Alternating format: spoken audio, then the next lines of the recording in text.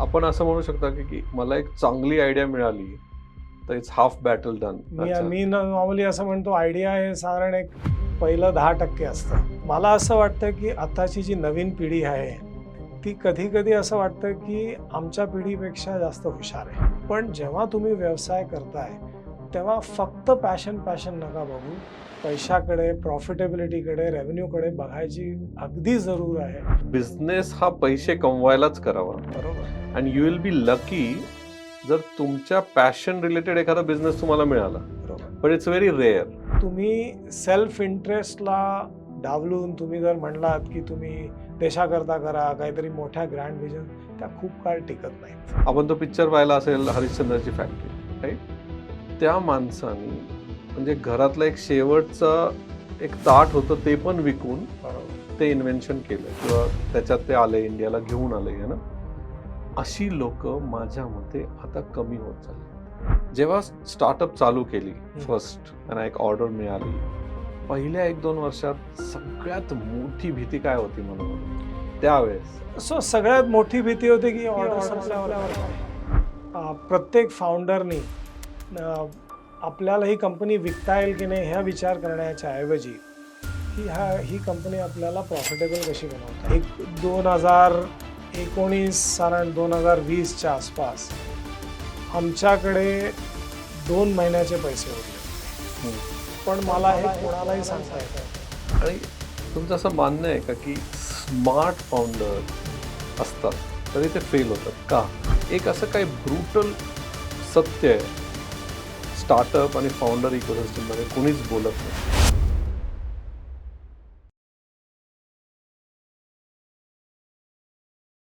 नमस्कार, conversations that matter with सागर बाबर या पॉडकास्टमध्ये तुमचं सगळ्यांचं स्वागत आहे. आज आपल्याकडे जे गेस्ट आहेत समीर पळणिटकर, माझे मित्र आहेत, टाय पुण्यामध्ये माझ्याबरोबर चार्टर मेंबर आहेत.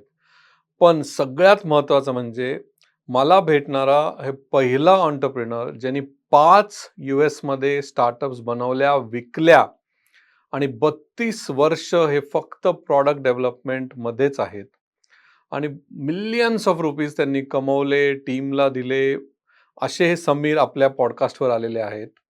त्यांच्याकडनं मला काय शिकायचं आहे की सिलिकॉन व्हॅलीमध्ये माइंडसेट काय असतो, इंडियामध्ये माइंडसेट काय असतो, स्टार्टअप कशी बनवायची, स्टार्टअप ही विकण्यासाठी बनवायची असते का लॉंग टर्मसाठी बनवायची असते, फाउंडर काय असतो, फाउंडरमध्ये स्ट्रेस मॅनेजमेंट कसं असतं. 30-30 वर्ष तुम्ही 5 कंपन्या बनवता आणि तरी पण एकदम स्ट्रॉंग कसे राहता, या सगळे पेहलू आपण आज सरांकडनं शिकूया आणि एंडमध्ये त्यांच्याबरोबर आपण AI बद्दल पण बोलूया.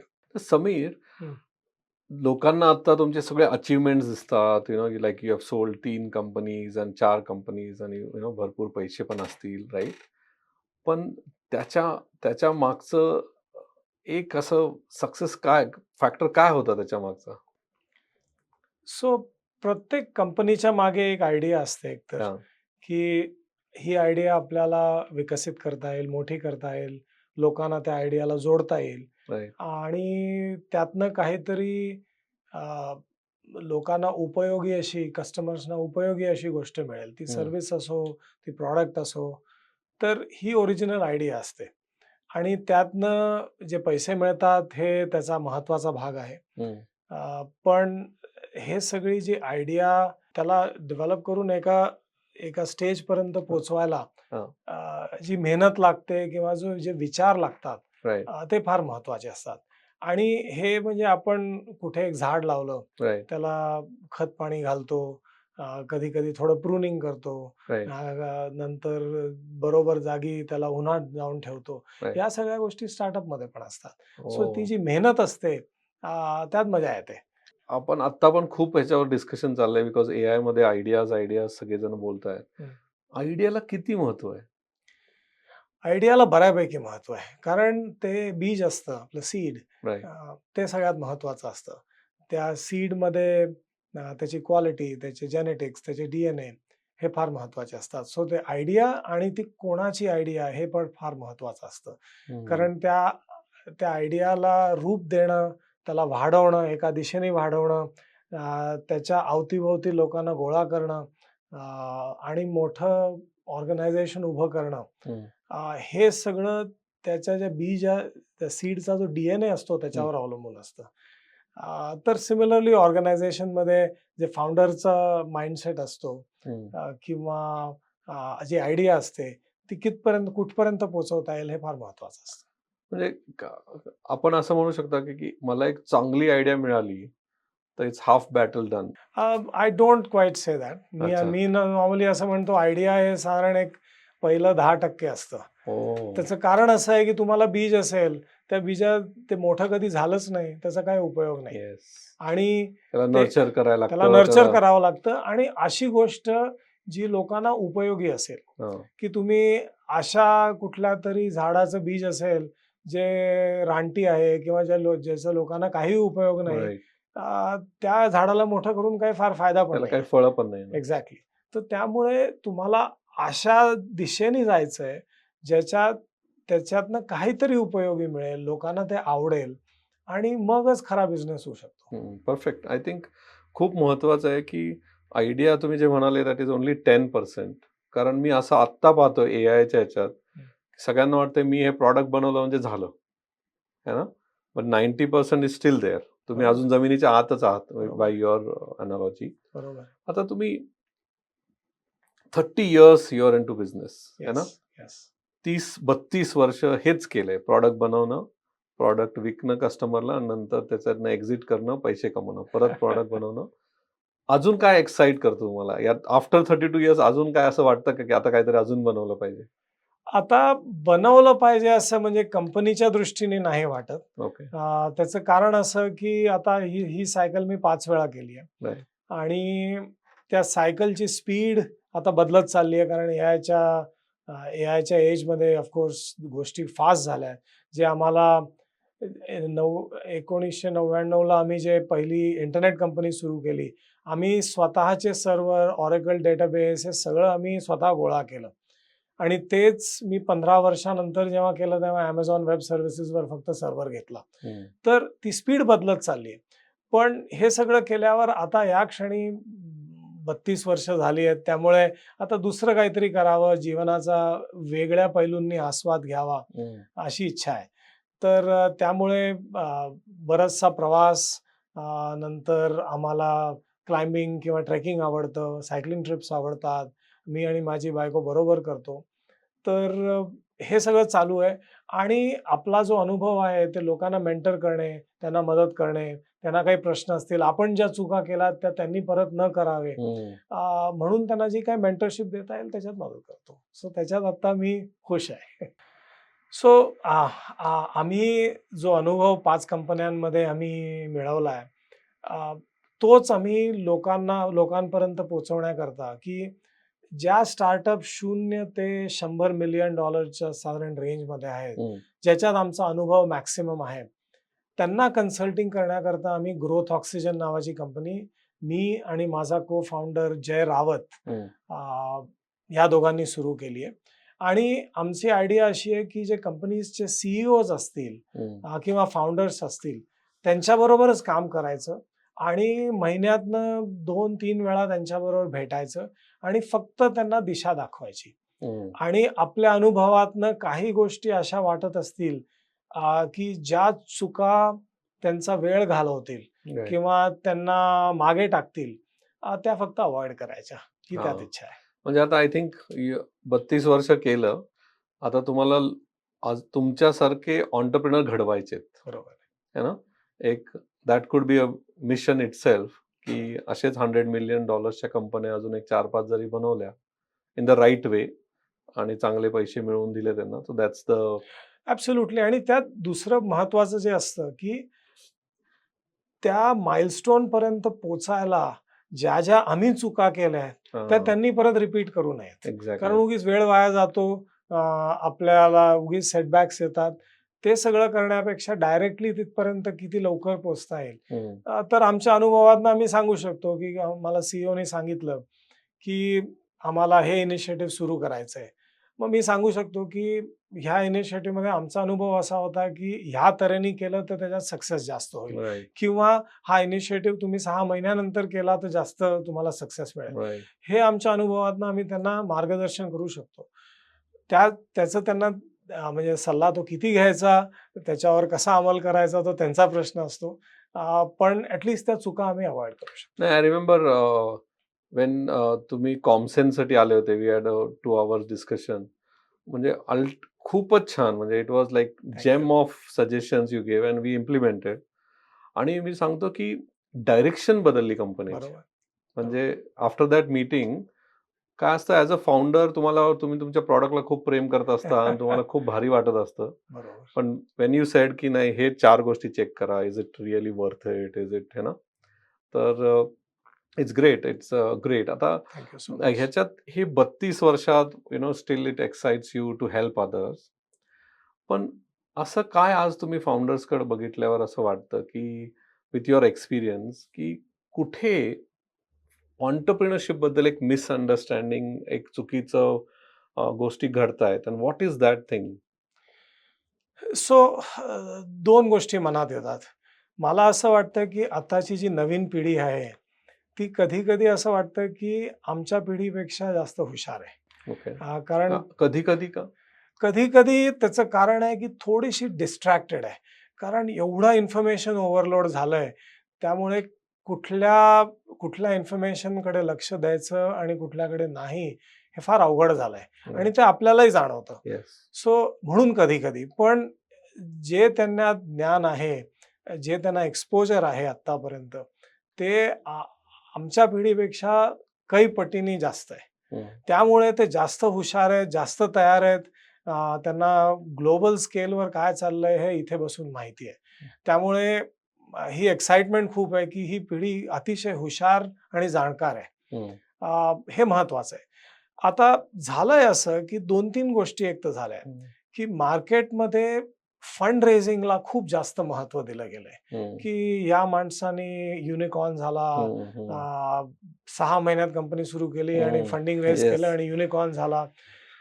ह्या गोष्टींवर फार जास्त फोकस आहे इंडस्ट्रीचा आणि मीडिया हाऊसेसच्या दृष्टीने ते बरोबर आहे, कारण त्यांनी आयबॉल्स मिळतात, सेन्सेशनलिझम असतं ते बरोबर. पण जेव्हा ही पिढी वाचते, त्यांना असं वाटतं, की फंडिंग हेच कंपनी फॉर्मेशनचं ध्येय आहे. आणि बऱ्याचशा कंपनीज जेव्हा कोरोना आला होता 21च्या म्हणजे वर्षात, तेव्हा खूप फंडिंग आलं होतं मार्केटमध्ये. त्यामुळे बरेच युनिकॉर्न्स झाले. पण त्याच्यानंतर हे बरेचसे युनिकॉर्न नंतर टिकवू शकले नाही आपलं यश किंवा रेव्हेन्यूज टिकवू नाही शकले, प्रॉफिट्स नव्हते. प्रॉफिट्स नव्हते आणि शेवटी तुम्ही किती फंडिंग रेज केलं तरी कुठेतरी burn will kick in. Right. तर त्यामुळे तो एक प्रॉब्लेम आहे. दुसरं हे मला अगदी खूप महत्वाचं वाटतं आणि मी खूप लोकांना सांगितलंय, की मीडिया परत पॅशनवर फार जास्त भर देतं. की तुम्हाला तुमच्या बिझनेसबद्दल पॅशन हवा किंवा त्याच्यात सगळं झोकून द्यायची तुमची तयारी हवी वर्षानुवर्ष. आणि मी त्या बाबतीत माझं थोडं मत वेगळं आहे, ओके. की I am always dispassionate about my business. ह्याचा अर्थ की मी 100% 150% त्या आयडियावर काम करीन. पण त्या आयडियाशी इतकं प्रेम करणार नाही, की ती आयडिया पडली, फेल झाली, तर मला डिप्रेशन येईल. ते कधीही नाही करायचं. कारण बिझनेस हे पैसे कमवण्याचं साधन आहे. आणि त्याला त्याच दृष्टीने बघितलं पाहिजे आणि फक्त तुम्ही पॅशनमध्ये गेलात, तर बरेचसे असे बिझनेसेस असतात, जे तुम्हाला खूप आवडतात, मजा येते करायला, पण त्यातनं पैसे मिळत नाहीत. राइट. तर मला हे म्हणजे फार महत्वाचं आहे, की पैसे कमवणं ह्याच्यात काही वाईट नाहीये. तुम्ही नीट मार्गाने लोकांना व्हॅल्यू डिलिव्हर करून जर पैसे कमवत असाल, तर त्यात काहीच चुकीचं नाही. पण जेव्हा तुम्ही व्यवसाय करताय, तेव्हा फक्त पॅशन नका बघू. पैशाकडे, प्रॉफिटेबिलिटीकडे, रेव्हेन्यूकडे बघायची अगदी जरूर आहे आणि त्याच्यातनंच कंपनीचा उद्धार होईल, कस्टमर्सचा उद्धार होईल, शेअर होल्डर्सचा आणि तुमचा. ॲब्सोल्युटली. नाही, मी कायम सांगत असतो, की बिझनेस हा पैसे कमवायलाच करावा बरोबर. And you will be lucky जर तुमच्या पॅशन रिलेटेड एखादा बिझनेस तुम्हाला मिळाला. बरोबर. बट इट्स व्हेरी रेअर, की लेट्स से तुम्हाला पेंटिंग आवडतं किंवा आर्ट आवडतं आणि लेट्स से तुम्ही एक युनिकॉर्न आर्टमध्येच बनवलं. इट्स यू आर लकी, बरोबर. है ना? पण नॉट नेसेसरी तसं असेल ऑलवेज. ते दोघांचं जे इंटरसेक्शन असतं ते खूप कमी लोकांना मी मिळतं. तेच म्हणतोय. ते जे इंटरसेक्शन आहे, you will be lucky if you have that. बरोबर. अँड तुमचा जो पहिला पॉइंट होता that's very, very important. But I have seen one thing. Hmm. What you are saying is right. पण एक गेले 2 वर्षात हे सगळ्यांना आता कळायला लागले. ॲटलीस्ट मोठ्या युनिकॉर्न्सला. बरोबर. तुम्ही बघितलं तर स्विगी प्रॉफिटेबल व्हायला लागली आहे ना. फ्लिपकार्ट पण म्हणतंय आय एम रिच प्रॉफिटकडे चाललोय आम्ही, बरोबर. है ना. बट मोठ्यांना कळायला लागलंय. अजून छोटे जे आहेत म्हणजे यंग जनरेशन त्यांना अजून तेच व्हॅल्युएशनच वाटते. मी युनिकॉर्न कसा बनेल. बरोबर. But which is right. Profit, bottom line राहिली पाहिजे. है ना. बिझनेस हा फंडामेंटली बिझनेस सारखा व्हायला पाहिजे. And I think it is coming back. पुढच्या 2-3 वर्षात सगळं परत प्रॉफिटकडे. बरोबर आहे. ॲब्सोल्युटली. अ, आणि हा म्हणजे मी आता माझ्या कंपनीजमध्ये आय हॅव बीन लकी की मी मारवाडी लोकांबरोबर काम केलंय, गुजराती लोकांबरोबर काम केलंय आणि मराठी लोकांबरोबर काम केलंय. आणि सगळेच तितकेच हुशार असतात. हं. पण मारवाडी आणि गुजराती हे जे लोक असतात ते बिझनेस सेन्स घेऊनच जन्माला आले असतात किंवा त्यांच्या जे फॅमिलीजमध्ये कल्चर असतं, इकोसिस्टम. इकोसिस्टम कल्चर, हो, ही विचार करायची दिशाच त्या दृष्टीने हो, आहे, हो. की आपल्याला ग्रॅज्युएट झालो की नोकरी शोधण्यापेक्षा आपण स्वतःचा व्यवसाय करू आणि आपण नोकऱ्या दुसऱ्यांना देऊ. नाही. हे फार महत्वाचं आहे. हो. आणि त्यांची आपण ईर्ष्या करण्यापेक्षा त्यांच्याकडनं शिकणं फार जरुरी आहे. राइट. कारण हे लोक बरेच कल्चर्ड आहेत, सुशिक्षित आहेत. हो. त्यांना स्वतःच्या मुलांना काय व्हॅल्यूज ते देतात मी अगदी जवळनं बघितलेलं आहे. नाही. आणि त्यांचं अनुकरण करण्यासारखं आहे त्या बाबतीत. राइट. I completely agree. आणि मी बरेचसे कंटेंट ह्याच्यावर बनवत असतो. हं. बऱ्याचशा निगेटिव्ह कमेंट्स पण येतात त्याच्यात. हो. पण मला असं वाटतं, की आपल्याला खूप शिकलं पाहिजे त्यांच्याकडून. But at the same time मला आता असं वाटायला लागलंय हं. After lot of discussion and me first time हे पब्लिकली बोलतोय. हं. काय होतंय, की हे हे जे सगळे आहेत ना, जे फॅमिली बिझनेसमध्ये आलेत ना, त्यांचा शॉर्ट टर्म विचार आहे सगळा. हं. म्हणजे किंवा कारण काय मला असं वाटतं पर्सनली, की पैसे कमवणे हा जर उद्देश कायम राहिला, म्हणजे हं. हाच विषय राहिला, हं. तर कम्युनिटी बिल्डिंग, इनोव्हेशन, कम्युनिटीसाठी काय प्रॉडक्ट बनवणे, हे मागे राहतंय. हं. तर मला आता स्वतःला असं वाटायला लागलंय, हं. की एंटरप्रेन्योरशिपमध्ये पण हं. कुठल्याही एका कम्युनिटीनी डॉमिनेट करून चालणार नाहीये. We need someone who will think like industrialist. हं. म्हणजे मी एक इंडस्ट्री बनवतो आणि काहीतरी करतो, है ना? हे बॅलन्सची खूप गरज आहे असं मला आता असं वाटायला लागलंय. कारण पण इंडिया बघतोय ना मी, तर इंडिया खूपच एका अँगलनी चाललंय बिझनेस. म्हणजे एका सम कम्युनिटीज आर या some communities are dominating. Dominating which is fine. ते हं. त्यांच्या जोरावर करतायत. ते काही कुणाच्या ह्याच्यावर करत नाहीत. बरोबर. पण ॲज अ कंट्री बॅलन्स पाहिजे.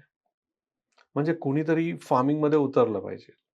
कुणीतरी ॲग्रोटेकमध्ये उतरलंच पाहिजे. कोणीतरी भले पैसा कमी आहे तिथे, है ना? पण त्याच्यात काही सोशल एंटरप्रेन्योरशिप वर यायला पाहिजे. म्हणजे मला हेच म्हणायचंय, की we need Adanis for sure, but hmm. We also need Tatas. आणि हे सेकंड लेव्हलला असे पाहिजेत आपल्याला. राइट. माझं मत थोडं वेगळं आहे या हां. बाबतीत. माझं मत असं आहे, की प्रत्येक माणूस हा स्वतःच्या इंटरेस्टचा विचार करत असतो. परफेक्ट. आणि कुठलीही सिस्टम अशा अ, अशा एंटरप्रेन्योरशिपला जर पोषण देत असेल, तर ती सगळ्यात चांगली. कारण ते सगळ्यात नॅचरल आहे. हं. तुम्ही माणसाला सांगितलं, की एकीकडे मला ₹100 मिळतील, दुसरीकडे ₹20 मिळतील. तर माणसाच्या डोक्यात ती सगळी गोळाबेरीज होत असते, की हं. मी जर 20 घेतले, तर मला त्यातनं फायदा काय? हं. आता फायदा आहे, की मला त्यातनं मजा जास्त येईल. हं. मी जी काही 10 वर्ष घालवीन, त्यात लोकांना त्याच्यातनं फायदा होईल आणि त्याच्यातनं मला आनंद मिळेल. हं. तर जी मला ₹80 कमी मिळणार आहेत, त्याची भरपाई मला त्यातनं होईल. पण प्रत्येक माणूस ही गोळाबेरीज वेगळी करत असतो. Completely unless. पण मी तेच म्हणतोय, की एक्झॅक्ट व्हॉट यू सेड. एकाला ₹100 एकाला ₹20 किंवा एकाला 100 पण मिळतील, पण 10 वर्षांनी. बरोबर. है ना? पण एकाला इमिडिएटली ₹100 मिळणार आहेत. मी म्हणतोय, की आपल्याला नुसते हे ₹100 केले ना बिझनेस इकोसिस्टम आणि इकडे जर दुर्लक्ष केलं, ते बॅलन्स नाही होणार. नाही, ऍब्सोल्युटली बरोबर आहे. आणि त्याच्यात आता ह्या ज्या गोष्टी असतात, जसं ॲग्रीटेक म्हणला किंवा नवीन जे सेक्टर्स आहेत, राईट. ज्याच्यात आपल्या देशाला याचा खूप फायदा होईल. एक्झॅक्टली. ह्या ज्या मूलभूत गोष्टी असतात, ह्या गव्हर्नमेंटच्या इन्सेंटिव्ह वर खूप अवलंबून असतात. राईट. आणि इन्सेंटिव्ह म्हणजे कधी-कधी आता आय-टी इंडस्ट्रीला आपण बघितलं, की 90च्या दशकात SEZ 10 वर्षाचं टॅक्स टॅक्स हॉलिडे होता. हो. आणि त्याच्यामुळे आय-टी इंडस्ट्री एवढी मोठी झाली. हो. तर अशा छोट्या-छोट्या गोष्टींमधनं इंडस्ट्रीज खूप मोठ्या हो. होतात. आणि आपल्याकडे हुशारीची काही कमी नाहीये, राईट. एंटरप्रेन्योरशिपची काही कमी नाहीये. फक्त कधी-कधी ज्या गव्हर्नमेंटच्या पॉलिसीज असतात, त्या अशा घडवता आल्या, की ज्यांनी त्या सेक्टरला लगेच बूस्ट मिळालं. प्रोत्साहन मिळेल. तर त्यांनी लगेच मग लोकांना लक्षात येतं, की ह्याच्यात फायदा आहे. 100%. सो आणि फायनली माझा एक ठाम मत आहे, की सेल्फ इंटरेस्ट फार महत्वाचा आहे. हम्म. तर तुम्ही सेल्फ इंटरेस्टला डावलून तुम्ही जर म्हणलात, की तुम्ही देशाकरता करा, काहीतरी मोठ्या ग्रँड व्हिजन, त्या खूप काळ टिकत नाहीत. हम्म. त्यामुळे सेल्फ इंटरेस्टला केटर करणं, पण अशा प्रकारच्या पॉलिसीज बनवायच्या, की ते सेल्फ इंटरेस्ट देशाच्या फायद्याचं पण होईल. 100%. ते जर करता आलं, ते तर तर बेस्ट ते आहे. आयडियल आहे. दॅट्स युअर ॲब्सोल्युटली राईट, की गव्हर्नमेंटचा सपोर्ट हा लागणारच आहे. पण सेल्फ इंटरेस्ट जपून जर आपल्याला लॉंग टर्म विचार, म्हणजे मी एक्झाम्पल सांगतो आणि थोडं डिटेल आपण बोलतो याच्यावर, की फॉर एक्झाम्पल आपल्या इथे मूव्हीजचा इन्व्हेन्शन झालं 60 सालमध्ये, है ना. आपण तो पिक्चर पाहिला असेल, हरिश्चंद्रची फॅक्टरी, राईट. त्या माणसानी म्हणजे घरातलं एक शेवटचं एक ताट होतं ते पण विकून बरोबर. ते इन्व्हेन्शन केलं किंवा त्याच्यात ते आले, इंडियाला घेऊन आले, है ना. अशी लोक माझ्या मते आता कमी होत चालली. म्हणजे त्या काळी हे मूव्हीज झालं म्हणा, कार्समध्ये कोणीतरी इन्व्हेंट केलं, है ना, ह्या सगळ्या गोष्टी होत होत्या. आता काय झालंय ना, मला असं वाटायला लागलंय बऱ्याचशा लोकांना भेटून, की लोक फक्त आणि फक्त पैशाचा विचार करायला लागलेत. फक्त पैसा. आणि ही कम्युनिटी जास्त व्हायला लागली. त्याच्यामुळे हे इम्बॅलन्स होणारच. कारण इनोव्हेशन जर नाही केलं आपण कुठल्याही याच्यात, आणि युअर राईट, त्याला पॉलिसी सपोर्ट पाहिजे, फंडिंग पाहिजे, हे सगळं पाहिजे, पण हे दोन्ही कुठेतरी बॅलन्स व्हायला पाहिजे, असं मला वाटतं. बघूया पुढच्या 10 वर्षात काय. पण त्यातही म्हणजे आता आपण अमेरिकेत बघू, म्हणजे राईट. कम्पेअर करू, राईट, की तिथे इनोव्हेशन का होतं? येस. कारण इनोव्हेशन जर कोणी केलं, तर थोड्याच वेळात अ, खूप पैसा कमवायची संधी असते. येस. 17 वर्षाचं पॅटंट असतं सहसा. राईट. त्या 17 वर्षात तुम्हाला खूप पैसा कमवायची.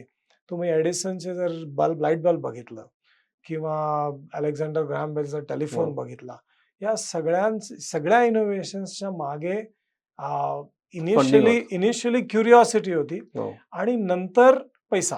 Yes. कारण AT&T आलं त्याच्या आहे.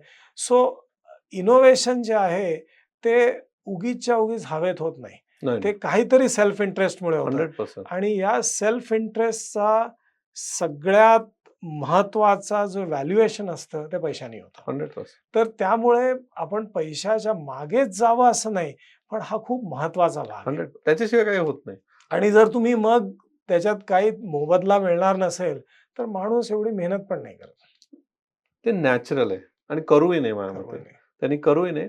माझं फक्त एवढंच म्हणणं होतं, की लाइक यू सेड राइट, एखाद्या इन्व्हेन्शनला 10 वर्ष लागू शकतात. बरोबर. है ना? आणि 10 वर्षानंतर तो ₹100 जे कमवेल, बरोबर. जे एखादा एका वर्षात पण कमवेल. पण 10 वर्ष द्या असं मला वाटतं. असं 100च्या जागी ते 1000 प्रत्येकाने गोळाबेरीज आय गेस वेगळी ॲक्चुअली यू आर करा. Right. It is about self it's interest. Very personal. It's self interest. It's very, very personal. Yeah. चला आपण याच्यावर खूप बोललो. पण बिफोर स्टार्टिंग बिझनेस, म्हणजे तुमचा बिझनेस डोक्यात पण नव्हता. मे बी इंजिनिअरिंग कॉलेज किंवा IIT मध्ये असताना, तेव्हा असं होतं का डोक्यात, की मी केला तर बिझनेसच करेल, का असं काही नव्हतं का? ते जस्ट नाही, खरं सांगू तर त्यावेळी काही नव्हतं. जेव्हा मी ग्रॅज्युएट झालो 1990ला, तेव्हा त्यावेळी तुम्ही MBA करता अप्लाय करा IIMsना किंवा सिव्हिल सर्व्हिसेस द्या किंवा 2-3च ऑप्शन होते. हां, किंवा जॉब घ्या किंवा फॉरेन युनिव्हर्सिटीमध्ये अप्लाय करा. तर मी फॉरेन युनिव्हर्सिटीमध्ये अप्लाय करायचं ऑप्शन घेतलं. त्यावेळी गेलो, नोकरी सुरू केली. आणि सिलिकॉन व्हॅलीमध्ये जेव्हा मी सुरू केलं, तेव्हा मला लक्षात आलं, की तिथे म्हणजे लोकांच्या मनात एक धगधगती आग होती, हं. की कॉन्स्टंटली काहीतरी डिस्कशन चालू असायचं. काय नवीन करता येईल, काय करता येईल? हे सारखी जी आग होती, ती बघितल्यावर मला लक्षात आलं, की म्हणजे आपल्या कधीही फॅमिलीमध्ये कोणीही केलेलं नाही, तर आपण हे ट्राय करून बघावं. हं. आणि बरेच लोक मला त्यावेळी मी जॉब सोडला. माझा म्हणजे चांगली नोकरी होती, प्रमोशन माझं ड्यू होतं आणि मी एक दिवशी माझ्या बॉसला जाऊन सांगितलं, की मी जॉब सोडतोय कारण मी स्वतःची कंपनी सुरू आहे. तो म्हणला मला, की "तुला जर नाही चाललं तर?" म्हटलं, "नाही चाललं तर 1 वर्षाने तुम्ही मला परत घ्याल. हं. मला माहिती आहे." हं. तर हा जो कॉन्फिडन्स होता, हं. त्यामुळे मी म्हटलं, अगदी वाईटात वाईट काय होईल नाही चालणार. हं. पण आपल्या डोक्यात जो किडा आहे, की अरे बाबा हे प्रयत्न करून स्वतःचा काहीतरी व्यवसाय सुरू करावा. तर नोव्हेंबर 1995ला मी पहिला बिझनेस सुरू केला हं. आणि त्याच्यानंतर मग कधी दुसऱ्याकरता काम नाही केलं. हो ना? हां. मग जेव्हा तुम्ही सन मायक्रोसिस्टम ही फार मोठी कंपनी त्यावेळची, हं. त्याच्यात होते. पण हे कुठं ट्रिगर झालं आठवतं का अजून काय, की असा एक ट्रिगर होता, की याच्यामुळे आय डिसाइडेड की आज आपण आता रिझाइन करायचं? हां, तर तो ट्रिगर असा होता, की मी एकतर आयडियाज सारख्या माझ्या नोटबुकमध्ये नोट्स लिहायचो. कारण हं. बऱ्याच वेळा आपल्याला डोक्यात आयडियाज असतात, हं. पण त्या कुठेतरी विरघळून जातात. तर त्यामुळे मी नोट्स लिहायचो, की हं. अच्छा ही आयडिया करता आली का? ही आयडिया करता येईल का? आणि मी खूप लोकांशी बोलायचो, हं. की आपण बरोबर करायचं का? काय करायचं? आणि त्यावेळी इनफॅक्ट आता जी NVIDIA कंपनी आहे, हं. त्याची जस्ट सुरुवात झालेली होती. अच्छा. 1993ला कंपनी NVIDIA सुरू झाली. 95च्या एंडला ती पहिली चिप त्यांची जी ग्राफिक्स GPU होती, हं. ती बनवत होते. आणि सनचा एक फाउंडर म्हणजे एक सनचा एक employee was a founder of NVIDIA. हं. तर म्हणून त्यांनी आम्हाला पहिला कॉन्ट्रॅक्ट दिला तोशिबा आणि NVIDIAने मिळून, की आम्हाला त्याचं जे ग्राफिक्स युनिटचं एक जे मॉड्यूल आहे हं. ते बनवायचा हं. आणि तो कॉन्ट्रॅक्ट मिळाल्यावर मी सनला राजीनामा दिला. ओह! म्हणजे जॉबमध्ये असतानाच ते कॉन्ट्रॅक्ट मिळालं. Yes, correct. अच्छा. So then on the it was a side calculated risk it म्हणजे. Was a calculated risk. म्हणजे सो बरेच लोक मला विचारतात, "अरे, मी नवीन आयडियावर काम करतोय, मी सोडू का?" मी नेहमी म्हणतो, की उगीच सगळं सोडून बसायचं नाही कधी. हं. की नेहमी on the side non competitive वेमध्ये हे चालू ठेवायचं बोलणं हं. आणि एकदा ते एका स्टेजला पोहोचल्यावर मग कॅल्क्युलेटेड रिस्क घ्यायची. It's absolutely right. Very true. At least एक 6 महिने पॅरलल विचार करून थोडा बरोबर, एका पी-ओ-सी, एम-व्ही-पी बरोबर. स्टेजला घेऊन. त्याचं ॲक्चुअली दुसरं एक फार महत्त्वाचं कारण आहे, की नुसतं सोडून न बसण्याचं, की आपण सोडून जर बसलो, तर आपल्याला प्रत्येक आयडिया चांगली वाटायला लागते. हं. आपण आपल्या आयुष्यातल्या अल्टरनेटिव्हच्या अगेन्स्ट कंपेअर करत नाही त्याला. हं. आत्ता माझं जे चाललंय ते ठीक चाललंय, ह्याच्यापेक्षा चांगलंच असलं पाहिजे, नाहीतर मी घेणार नाही नाही ते. करत. येस. मी जर सोडून बसलो, तर शून्याच्या मानाने सगळं चांगलं वाटतं. You are right. तर त्यामुळे सगळ्या सगळ्या नवीन एंटरप्रेन्योर्सना मी नेहमी सांगतो, की मी धाडस करतो, पण ते नुसतं स्वतःला म्हणजे क्लिफ फेसवरनं झोकून देत नाही. नाही मी काय नेहमी मागे कॅल्क्युलेट दोरी करतो. पाहिजे. हां, दोरी पाहिजे, पॅराशूट पाहिजे पाहिजे. आणि मग धाडस करायचं. Absolutely right. मग सन मायक्रो सिस्टममध्ये जेव्हा काम करायचे, काय अशी एक गोष्ट शिकली, जी तुमच्या कंपनीमध्ये इम्प्लिमेंट केली?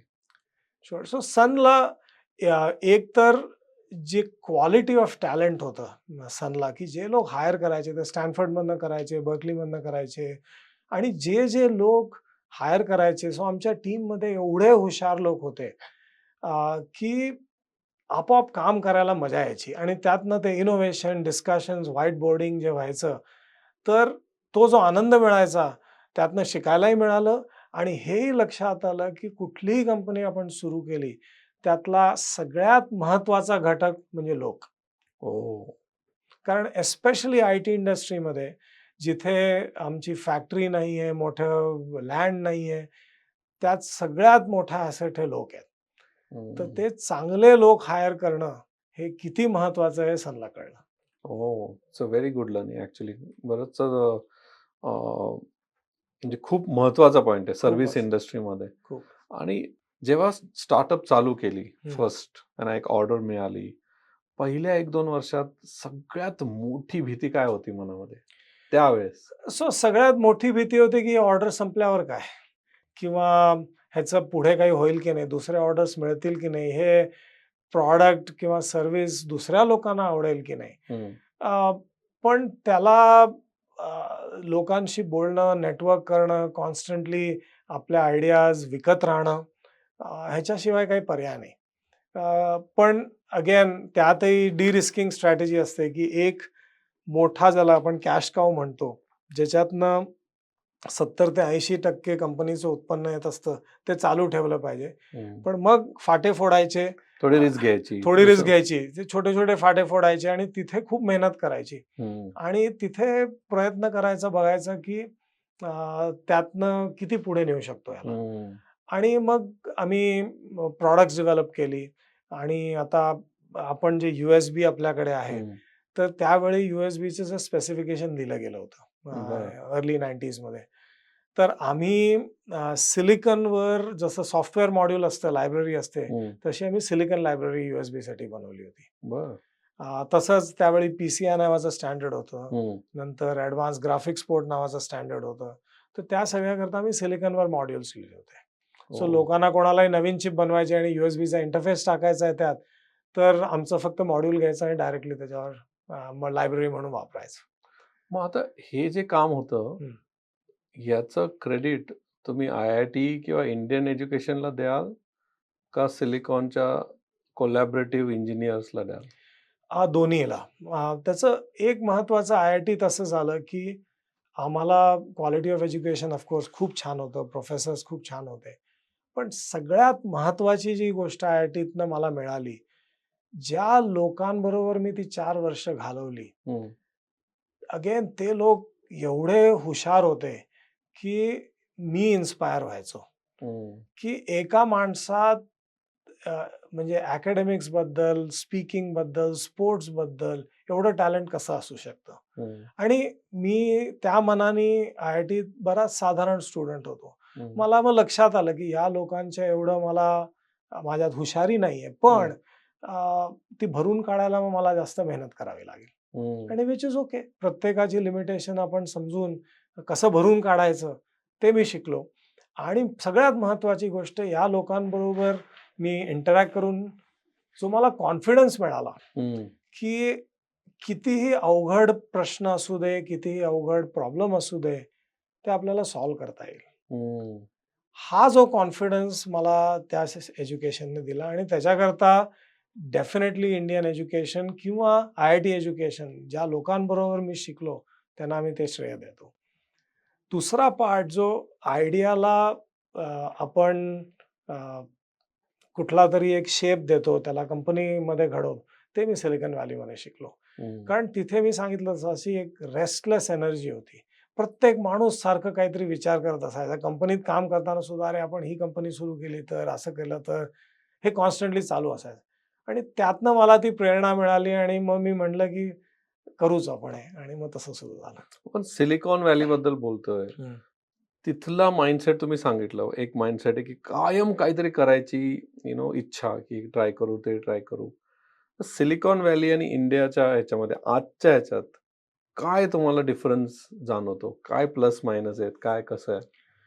नाही, सो सिलिकॉन व्हॅली म्हणजे यंग प्रोफेशनल म्हणून तर खूपच चांगली जागा आहे. पण त्यावेळी भारतात ती संधी अवेलेबल नव्हती. नव्हतीच. आता ह्या क्षणाला मी बंगलोर किंवा इव्हन पुण्यासारख्या जागी आलो, तर जी यंग जनरेशन बरीचशी तशी विचार करताना दिसते. हं, पण सिलिकॉन व्हॅलीचं वैशिष्ट्य असं आहे, की एका छोट्या जागेत ती जी पूर्ण इकोसिस्टम असते, ज्याच्यात हुशार लोक, युनिव्हर्सिटीज, बर्कली आणि स्टॅनफोर्ड सारख्या हुशार स्टुडंट्स, हुशार एम्प्लॉईज, नंतर फंडिंग, फंडिंग. फंडिंग महत्वाचं आहे आणि सक्सेस स्टोरीज, की येस. बाकी असं ज्यांनी हे ऑलरेडी आधी केलंय, त्याच्याकडनं मार्गदर्शन मिळणं हो. ते फार महत्वाचं आहे. ॲब्सोल्यूट. तर भारतात, पुण्यात किंवा बंगलोरमध्ये मी हे बघतो. पण एवढ्या कॉन्सन्ट्रेटेड फॉर्ममध्ये आय थिंक बंगलोर हे सगळ्यात क्लोज येतं आपल्या ह्याच्यात. आणि आय थिंक हे परफेक्ट आहे. याच्यात इंडियात थोडं फंडिंगचा इम्बॅलन्स आहे. बाकी आहे सगळं. फंडिंग तिथे जे दिलं जातं, म्हणजे तुम्ही पण ओळखता, आपले भालेराव सर आहेत ना, प्रकाश भालेराव. प्रकाश भालेराव. त्यांना हा प्रश्न विचारला होता त्यांच्या घरी पॉलो ऑल्टोमध्ये, की हे जे एवढ्या छोट्या जागेत जे अख्खं जग चालतं इथून इनोव्हेशन, ते जर इंडियात आपल्याला रिप्लिकेट करायचं, तर is it possible? He said it is not possible. पण इंडियात अशा बऱ्याचशा गोष्टी आहेत ज्या अशा पॉसिबल होऊ शकतात, बट यू कॅनॉट रिप्लिकेट एस-एफ-ओ किंवा तो बे एरिया दुसरीकडे. कारण ती एक इकोसिस्टम बनाली. बरोबर. नंतर मी विचार केला, की फॉर एक्झाम्पल आता इंडियात तुम्ही बघा, पुण्याला ऑक्सफोर्ड ऑफ ईस्ट म्हणायचे. बरोबर. कारण इथे युनिव्हर्सिटीज, कॉलेजेस, प्रोफेसर्स हे एक इकोसिस्टम आहे. बरोबर. बऱ्याचशा राज्यांनी चालू केलं आता, पण तरी पुण्याला अजून मानलं जातं. बरोबर. है ना? असंच काहीतरी तिथे असणार आहे. पण तिथे ज्यांनी बे एरियामध्ये किंवा सिलिकॉन व्हॅलीत काम नाही केलं, अशा काही 2-3 गोष्टी तुम्ही आपल्या युजर्स बरोबर शेअर कराल, की ह्या तिथून शिकता आल्या पाहिजे आपल्याला किंवा आपण शिकलं पाहिजे? बरोबर. तर एक तर सगळ्यात पहिली जी गोष्ट मी तिथे शिकलो, की अल्टिमेट प्रोफेशनलिझम. अगदी म्हणजे तुम्ही 10 ची मीटिंग ही 10 ला सुरू होणार. म्हणजे लोकांचा वेळ आणि त्यांच्याबरोबर काम करणे तीही एकदम रोखठोक. राइट. त्यात वेळ घालवायचा नाही, टाईम वेस्ट नाही करायचा आणि सो ही पहिली गोष्ट प्रोफेशनलिझम. दुसरी महत्त्वाची गोष्ट मला ही लक्षात आली, की मी बऱ्याच वेळेला अशा एकदम साध्या कपड्यात बिलियनर लोकांना बघितलंय, त्यांच्याशी बोललोय. त्यामुळे ही जी इक्वालिटी आपण जी म्हणतो, ती खऱ्या अर्थाने तिथे बघायला मिळते. वॉव! पैसा कोणाकडे जास्त असतो, कोणाकडे कमी असतो. पण आयडियाज ज्या आहेत त्याच्यात डेमोक्रेसी आहे. आणि त्याला व्हॅल्यू आहे. त्याला व्हॅल्यू आहे. हं. तर ही दुसरी गोष्ट. आणि त्याच संदर्भात तिसरी जी महत्त्वाची गोष्ट, की फंडिंगमुळे तुमच्या काही आयडियाज असतील आणि तुमच्यात जोश असेल, तर त्याला प्रोत्साहन देण्यासाठी तुम्हाला बरेचसे मेंटर्स मिळतात, फंडर्स मिळतात, लॉयर्स मिळतात आणि हे सगळं जग उभं करायला तुम्हाला खूप मदत मिळते. हं. तर हे जो तिसरा भाग आहे ते आम्ही ग्रोथ ऑक्सिजनमध्ये थोडंसं करायचा प्रयत्न करतोय, की ॲब्सोल्युटली. आम्ही जे शिकलोय ते लोकांना आम्हाला शिकवता यावं किंवा हं. त्यांना सांगता यावं, की असं करा म्हणजे तुम्हाला बिझनेस चांगलं होण्याची शक्यता सगळ्यात मॅक्सिमम आहे. पण त्या ग्रोथ ऑक्सिजनमध्ये तुम्ही फंडिंग पिलर कसा आणताय? फंडिंग पिलरमध्ये आम्ही फक्त मार्गदर्शन करू शकतो. स्वतः फंडिंग आम्ही करत नाही. पण मार्गदर्शन करू शकतो, की तुम्हाला या स्टेजपर्यंत पोहोचलं पाहिजे. बऱ्याच वेळा लोक अगदी नवीन बिझनेस प्लॅन घेऊन येतात आणि म्हणतात मला फंडिंग रेज करायचंय. मी म्हणतो तुला आत्ता कोणी फंडिंग देणार नाही. बरोबर. जर तू पुढचे 6-9 महिने त्या आयडियावर काम केलंस, मग फंडिंग मिळेल. तो या छोट्याशा गोष्टींनी त्यांचा वेळ वाचतो. नाहीतर ते फंडिंग शोधतात, फंडिंग पण होत नाही, रेव्हेन्यू पण होत नाही आणि मग बिझनेस पुढे जात नाही. Absolutely right. मग लेट्स से आता तुम्ही 5 प्रॉडक्ट कंपनी बनवल्या आणि त्या विकल्या पण, बरोबर? तर याच्या मागचं काही अशी ट्रेंड आहे का, यू फील, की प्रॉडक्ट कंपनीला ह्या 2-3 गोष्टी ज्या आहेत, ह्या खूप महत्त्वाच्या असतात? कारण तुम्हाला आता माहिती आहे, 1, 2, 3, 4, 5 वेळा यू हॅव एक्झिटेड, येस. है ना? असे काही ट्रेंड आहे का? काही असं मिळालंय त्याच्यातनं? प्रत्येक कंपनीची जर्नी थोडीशी वेगळी होती. पण काही-काही एक ज्या स्टँडर्ड गोष्टी असतात, हं. त्याच्यात एकतर प्रॉडक्ट कंपनीमध्ये कुठलीही तुम्ही आयडिया घेता, त्याला अशा रिपीटेबल पॅकेजमध्ये तुम्हाला टाकता आलं पाहिजे, की ते मग पॅकेज कस्टमाइज फार न करता दुसऱ्यांना विकता आलं पाहिजे. हं. तर हे सगळ्यात फार महत्त्वाचं आणि सर्व्हिस इंडस्ट्रीला प्रत्येक ह्याच्यात कस्टमायझेशन असतं. कस्टमायझेशन. ह्याच्यात प्री पॅकेज असतं, त्याला थोडंसं इथे नॉब बदलला, तिथे हं. नॉब बदलला, अशा टाईपचं करून विकता आलं हं. पाहिजे. तर ही जी विचारसरणी आहे ती थोडीशी वेगळी आहे सर्व्हिस कंपनीपेक्षा. हं. आणि त्यामुळे सुरुवातीला खूप विचार करावा लागतो, की आपलं कस्टमरना आपण जेव्हा डिलिव्हर करणार आहे, तेव्हा ते कशा तऱ्हेने डिलिव्हर करणार आहे, की हं. जेवढे डायल्स, नॉब्स जे आहेत, मला ते आधीपासून बनवता आले, तर त्याचा फायदा होईल. हं. तर ही एक रिपीटेबल गोष्ट ही महत्त्वाची. रिपीटेबिलिटी फार महत्त्वाची असते हं. प्रॉडक्टमध्ये. म्हणजे रिपीटेबिलिटी तुम्ही म्हणताय तेव्हा, की एकाला चालली तर दुसऱ्याला चालली पाहिजे, तिसऱ्याला, सगळ्यांना तो प्रॉडक्ट चालला. फक्त आणि थोडेसे कस्टमायझेशन ते नॉब्स टर्न करून करता आले पाहिजे. परफेक्ट.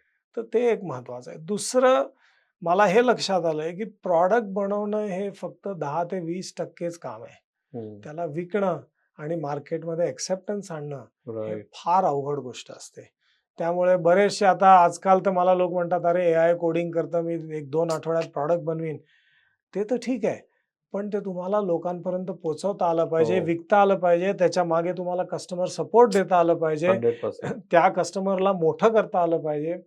ह्या सगळ्या ज्या गोष्टी असतात, ह्या त्या 80% सक्सेसमध्ये महत्वाच्या असतात. प्रॉडक्ट हे 20% असतं. सो हे पॅटर्न तुम्हाला लक्षात आलंय आफ्टर दिस 5 थिंग. एक तर रिपीटेबिलिटी आणि दुसरं marketing is very, very very important. Important. In fact म्हणजे विदाउट हॅव्हिंग द प्रॉडक्ट दुसऱ्या कस्टमर्स पर्यंत तुम्ही पोहोचवलंच नाही तर त्याचा उपयोग काय? म्हणजे ते स्टार्ट आपली जी झाली अनालॉजी, म्हणजे ते जमिनीच्या बाहेर आलंच नाही. बरोबर आहे. ते सीड अजून जमिनीतच आहे. बरोबर आहे. राईट. तर आता हे झालं कंपनीबद्दल. हम्म. आता 5 वेळा कंपनी विकणं इन्व्हेस्टरला किंवा दुसऱ्या कोणाला, ही काही सोपी गोष्ट नाही. हम्म. राईट. It's very rare. तर एखादी कंपनी ॲक्वायरेबल म्हणजे विकण्याजोगी बनवण्यासाठी काय पॅटर्न आहे का? सो विकण्याजोगी कंपनी बनवता येत नाही. बरं. सो माझा विचार नेहमी असा असतो, की प्रत्येक फाउंडरनी आपल्याला ही कंपनी विकता येईल की नाही ह्या विचार करण्याच्या ऐवजी, की ही कंपनी आपल्याला प्रॉफिटेबल कशी बनवता येईल ओह! ह्याच्यावर फार महत्वाचं आहे. आणि ॲक्विजिशन जे असतं हे त्याचं बाय प्रॉडक्ट असतं. ओह! कारण फायनली तुम्ही विचार करा, की जो अक्वायर करतो तो का करतो? त्याला त्याच्यातनं फायदा दिसतोय म्हणून तो अक्वायर करतोय. बरोबर. बरोबर आहे. तर त्यामुळे तो आयदर कंपनी विकत घेईल आणि स्वतःचं सेल्स फोर्स लावून त्या कंपनीचं प्रॉडक्ट अजून 10 पट लोकांना विकेल. बरोबर. हे एक असू शकतं. दुसरं, की ही company already enough cash flow आणतीये. तर त्याच्या 10 पट मी तुला आत्ता देतो, पण मी ते 10 वर्ष पुढची कॅश फ्लो घेत राहीन. असं गणित असू शकतं. पण कॅश फ्लो किंवा प्रॉफिट शिवाय हे गणित चुकतं. तिसरं जे गणित असतं इज ग्रोथ रेट. सो बऱ्याचशा कंपनीज अशा असतात, की आत्ता लॉस मेकिंग आहेत, पण त्यांचं ग्रोथ रेट खूप फास्ट आहे. त्यामुळे अशा कंपनीज बऱ्याच वेळा प्रॉमिसवर विकल्या जातात, की ही कंपनी 5 वर्षात याच ह्यानी ग्रो करत राहिली तर किती प्रॉफिट होईल 5 वर्षांनी. त्याच्या बेसिसवर व्हॅल्युएशन असतं. पण तुम्ही जर ग्रोथ, प्रॉफिटेबिलिटी आणि रेव्हेन्यूवर लक्ष नाही दिलं, तर ॲक्विजिशनची काही प्रश्नच नाहीये. You right. म्हणजे first thing is you are saying हे बाय प्रॉडक्ट आहे. प्रॉडक्ट कंपनी बनवताना तुम्ही ग्रोथवर फोकस करा, प्रॉफिटवर आणि रेव्हेन्यूवर फोकस करा. ॲब्सोल्युटली. तर तुम्ही आता जे म्हणाले, की ग्रोथ, प्रॉफिट आणि रेव्हेन्यू, तर त्याला एक कॉन्सेप्ट आहे रूल ऑफ 40. तो काय कॉन्सेप्ट आहे? सो रूल ऑफ 40 अगदीच फार सोपा कॉन्सेप्ट आहे, की काही कुठली कंपनी जशी राईट. झोमॅटो जेव्हा IPO गेली तेव्हा त्यांची प्रॉफिटेबिलिटी फार चांगली नव्हती, राईट. पण त्यांचा ग्रोथ रेट खूप फास्ट होता. ओके. ठीक आहे. किंवा बऱ्याचशा अशा कंपनीज असतात ज्या 15% वर्षाला वाढतात, पण प्रॉफिटेबिलिटी चांगली 25% आहे. ठीक आहे. सो सॅस इंडस्ट्रीमध्ये म्हणजे सॉफ्टवेअर ॲज अ सर्व्हिस जे आपण म्हणतो, त्या इंडस्ट्रीनी पहिल्यांदा रूल ऑफ 40चा कॉन्सेप्ट आणला.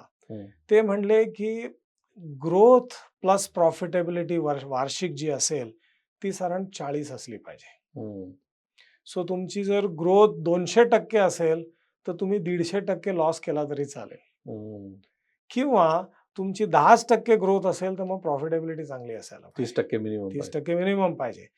सो हे सिंपल जे मॅथ आहे त्यांनी प्रत्येक कंपनीला हे ठरवता येतं, की मी हे बॅलन्स करू शकतोय की नाही. जर तुमची ग्रोथ आणि प्रॉफिटेबिलिटी दोन्ही कमी असेल तर मग कंपनीत प्रॉब्लेम आहे. सो एवढा सिंपल रूल जर तुम्ही ग्रोथ प्लस प्रॉफिटेबिलिटी दरवर्षी ॲटलिस्ट 40 असली पाहिजे. हाय ग्रोईंग इंडस्ट्रीज जसे AI आहे किंवा एकदम नवीन ज्या इंडस्ट्रीज आहेत त्याच्यात 60 रूल ऑफ 60 असू शकतं. Yes. ते प्रत्येक ह्याच्यात वेगळं ठरवायचं. राईट. पण रूल ऑफ 40 एक साधारण Safe आहे. एक सेफ बेंचमार्क आहे. तेवढं तर असलंच पाहिजे. राईट. सो त्यांनी आपल्याला एक अंदाज येतो, की आपली कंपनी ठीक चालली आहे की नाही. अगदी दोन्ही तुमचं कमी असेल, तुम्हाला कोणी इन्व्हेस्टमेंट पण देणार नाही आणि ॲक्विजिशन तर कधीच होणार नाही. आपण आत्ताच बोललो, की प्रॉडक्ट हा 20% किंवा 10%च आहे आणि 80% मार्केटिंग, सेल्स आणि बाकीच्या गोष्टी आहेत. बरोबर. तर मार्केटिंग सेल्सला महत्व आहे तुम्ही सांगितलं, बरोबर. पण सेल्सचा असा काही एक रूल आहे का की जो सगळ्या फाउंडर्सनी पाळला पाहिजे? एक जे महत्वाचं प्रिन्सिपल आहे एस्पेशली स्टार्टअप्समध्ये, की जे आपण सेल्सच्या लोकांकडनं अपेक्षा करतो ते स्वतः फाउंडरला करता आलं पाहिजे. हो. हा सगळ्यात मोठा प्रिन्सिपल आहे, की बरेच लोक असं म्हणतात, की माझ्याकडे हे प्रॉडक्ट आहे, मी एक सेल्सचा माणूस हायर करीन आणि त्याच्यामुळे आपोआप प्रॉडक्ट विकायला लागेल. हो. असं कधीही होत नाही. बरं. त्या फाउंडरला पहिल्या 3, 4, 5, 10 डील ज्या असतात त्या स्वतःलाच आणाव्या लागतात. कारण जोपर्यंत आपण प्रूव्ह करत नाही, की हे प्रॉडक्ट विकण्यासारखं आहे, तोपर्यंत तुम्हाला चांगले सेल्सचे लोक मिळणार पण नाहीत. तर त्याच्याकरता ते प्रूव्ह करायला त्या फाउंडरला स्वतः शिकावं लागतं, की हे प्रॉडक्ट कसं विकायचं. त्यामुळे फाउंडरमध्ये टेक्निकल स्किलपेक्षा कम्युनिकेशन स्किल आणि विकायची स्किल ही असलीच पाहिजे. कारण तो इन्व्हेस्टरला विकत असतो, कस्टमरला विकत असतो, एम्प्लॉईजना विकत असतो, काही ना काहीतरी ड्रीम विकत असतो ते. आणि ही सगळ्यात मोठं लर्निंग आहे, की त्या फाउंडरला, ज्याला फाउंडर लेड सेल्स, की त्यांना आलंच पाहिजे. आणि एकदा एका टप्प्यापर्यंत पोहोचले, की मग दुसऱ्या सेल्स माणसांना हायर करून एक स्क्रिप्ट बनवता येते, की बाबा तू असं विक. हो, व्हेरी गुड पॉइंट ऍक्च्युली. पण लेट्स से आता तुम्ही इंजिनिअरिंग केलं, बरोबर. IIT थोडी सेल्स शिकवणार आहे, आणि आय एम शुअर ऍटलीस्ट तुमच्याबद्दल इनिशियली सेल्स हा माइंडसेटच नसेल. बरोबर. मग कसं काय केलं? सो अगेन दुसऱ्यांकडे बघून ते ग्रहण करूनच शिकता येतं. बरं. आणि हे काय नेसेसिटी पण होती? नेसेसिटी पण होते. त्यामुळे काय असतं, नवीन तुम्ही स्टार्टअपमध्ये असता, की तुम्हाला बरेचसे रोल्स असतात. सेल्स असतं, मार्केटिंग असतं, प्रॉडक्ट डेव्हलपमेंट असतं. आता या सगळ्याकरता तुमच्याबरोबर लोक लगेच तर कोणी जोडणार नाही, कारण जोपर्यंत तुम्ही त्या एका विशेष टप्प्याला आणून सोडत नाही, तोपर्यंत कोणी तुमच्यावर विश्वास करणार नाही. तर म्हणून हे सगळ्या जे रोल्स असतात ते तुम्हालाच करावे लागतात, जोपर्यंत तुम्ही दुसऱ्या कोणाला त्याच्यावर जोडून घेत नाही. right? तर जेव्हा तुम्ही या कंपनीजमध्ये काम करायला लागता, मग लक्षात यायला लागतं, की प्रॉडक्ट डेव्हलपमेंटचं किती कमी महत्व आहे. आणि माझी इंजिनिअरिंग डिग्री असल्यामुळे मला नेहमी, की अरे प्रॉडक्ट छान बनवलं की आपलं झालं. आणि बऱ्याच फाउंडरला तेच वाटतं अजूनही. बरोबर आहे. आणि त्यामुळे प्रॉडक्ट स्वतःहून कधी विकलं जात नाही, ते विकावं लागतं. हे खूप फार महत्त्वाचं महत्वाचं आहे. आहे. पण सेल्स शिकले कसे तुम्ही? मला अजून काय? शिकलं म्हणजे अं, हे जे मी सांगितलं तसं, की का विहिरीत ढकलून दिलं आता? विहिरीत ढकल्यावर थोडंसं पोहावं लागतं, ते तर आहेच. पण IIT मध्ये आम्हाला जो कॉन्फिडन्स आला, की जे लोक कम्युनिकेट करायचे, जसं लोक बोलायचे, आपल्याला प्रेझेंट करायचे, की आपल्याला हे का नाही करता येणार आहे. आणि जर सेल्समध्ये त्या रूपात आपलं ट्रान्सफॉर्मेशन करायची गरज आहे, तर मग तसं करावं. आणि त्यातही आपलं नवीन, आपल्याला स्वतःचं रूप, नवीन खूबी कळतात, की मला अशा टाईपचं सेल्स चांगलं जमतंय, अशा टाईपचं नाही जमत आहे. हे सगळं कळायला लागतं. पण जेव्हा तुम्हाला विहिरीत ढकलून दिलं जातं आणि हे सगळं तुम्हाला करायचंय, तर आपोआप शिकताच. आणि as a founder, you said founder led sales महत्वाचं आहे पहिले 5-6 कस्टमरसाठी. त्याला काय असं ड्युरेशन आहे का, की असं काही आहे का जिथून फाउंडरनी मग पुढची टीम बनवली पाहिजे? त्याला काही असं एक आहे का? सो फाउंडर टीम बनवायला 2 गोष्टी लागतात. एक तर पैसा आणि दुसरा विश्वास. तर तुमच्याकडे दोन्ही आल्याशिवाय तुम्ही माणसाला हायरच नाही करू शकत. तर म्हणून प्रत्येक कंपनीत तो टप्पा थोडा माइलस्टोन वेगळं असतं. की तुमच्याकडे लेट्स से आम्ही जेव्हा 99 साली आमची इंटरनेट कंपनी सुरू केली, सिकोया कॅपिटलकडनं आम्हाला 11 दिवसात फंडिंग मिळालं होतं. म्हणजे स्टार्ट टू फिनिश. आम्ही बोलायला लागलो त्यांच्याशी, 11व्या दिवशी आमच्याकडे बँकेत पैसे आले. रेकॉर्ड होता, आम्हाला पण एवढं अपेक्षा नव्हती. पण ते फंडिंग आल्यावर मग आम्हाला लोक हायर करता आले, कारण त्या फंडिंग बरोबर विश्वास पण आला. पण विकायची जी टेक्निक होती ती आलेली नव्हती. मग ती आम्हाला बेसिकली हायर करावं लागलं. पण त्याच्याकरता आम्हाला स्वतःलाच विकावं लागलं. कारण हायर कुणाला करायचं, त्याचं स्पेसिफिकेशन काय, त्यांच्याकडे काय क्वालिफिकेशन्स असले पाहिजे, त्यांनी कशाप्रमाणे कशा स्टाईलनी विकताय, ह्याच्याकरता आम्हाला स्वतःला पहिल्या 5-10 कस्टमरना विकावं लागलं. सो पैसे होते, चांगले लोक पण होते, पण त्यातला कुठला निवडायचा किंवा कुठली निवडायची it was not very clear. तर आम्ही सेल्स केल्यावर मग आम्हाला लक्षात आलं की अच्छा ह्या क्वालिटीज हव्यात, मग ते लिहून काढलं आणि मग हायर केलं. वाव. आता तुम्ही विश्वास ट्रस्ट बद्दल बोलले, पण फ्रॉम इन्व्हेस्टमेंट आणि एम्प्लॉई अँगलनी, बट कस्टमर अँगलनी एंटरप्राइज सेल्स, प्रॉडक्ट सेल्स तुम्ही जेव्हा करता, ट्रस्ट खूप महत्वाचा असतो. बरोबर. तो फास्ट बिल्ड कसा करायचा, काही त्याला आहे का फ्रेमवर्क? खरं सांगू तर ते सोशल मीडियाच्या फॉलोअर्स सारखं आहे की त्याला शॉर्टकट नाही.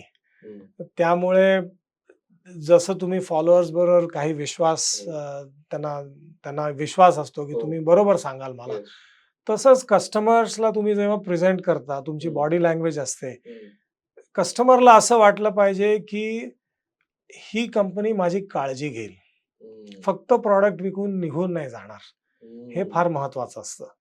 तर अगेन प्रॉडक्ट सेल्समध्ये सेल्स हे अंतिम आपलं लक्ष नाही, त्या कस्टमरला सॅटिस्फॅक्शन, त्याला व्हॅल्यू मिळाली आहे की नाही अडॉप्शन हे अंतिम लक्ष आहे.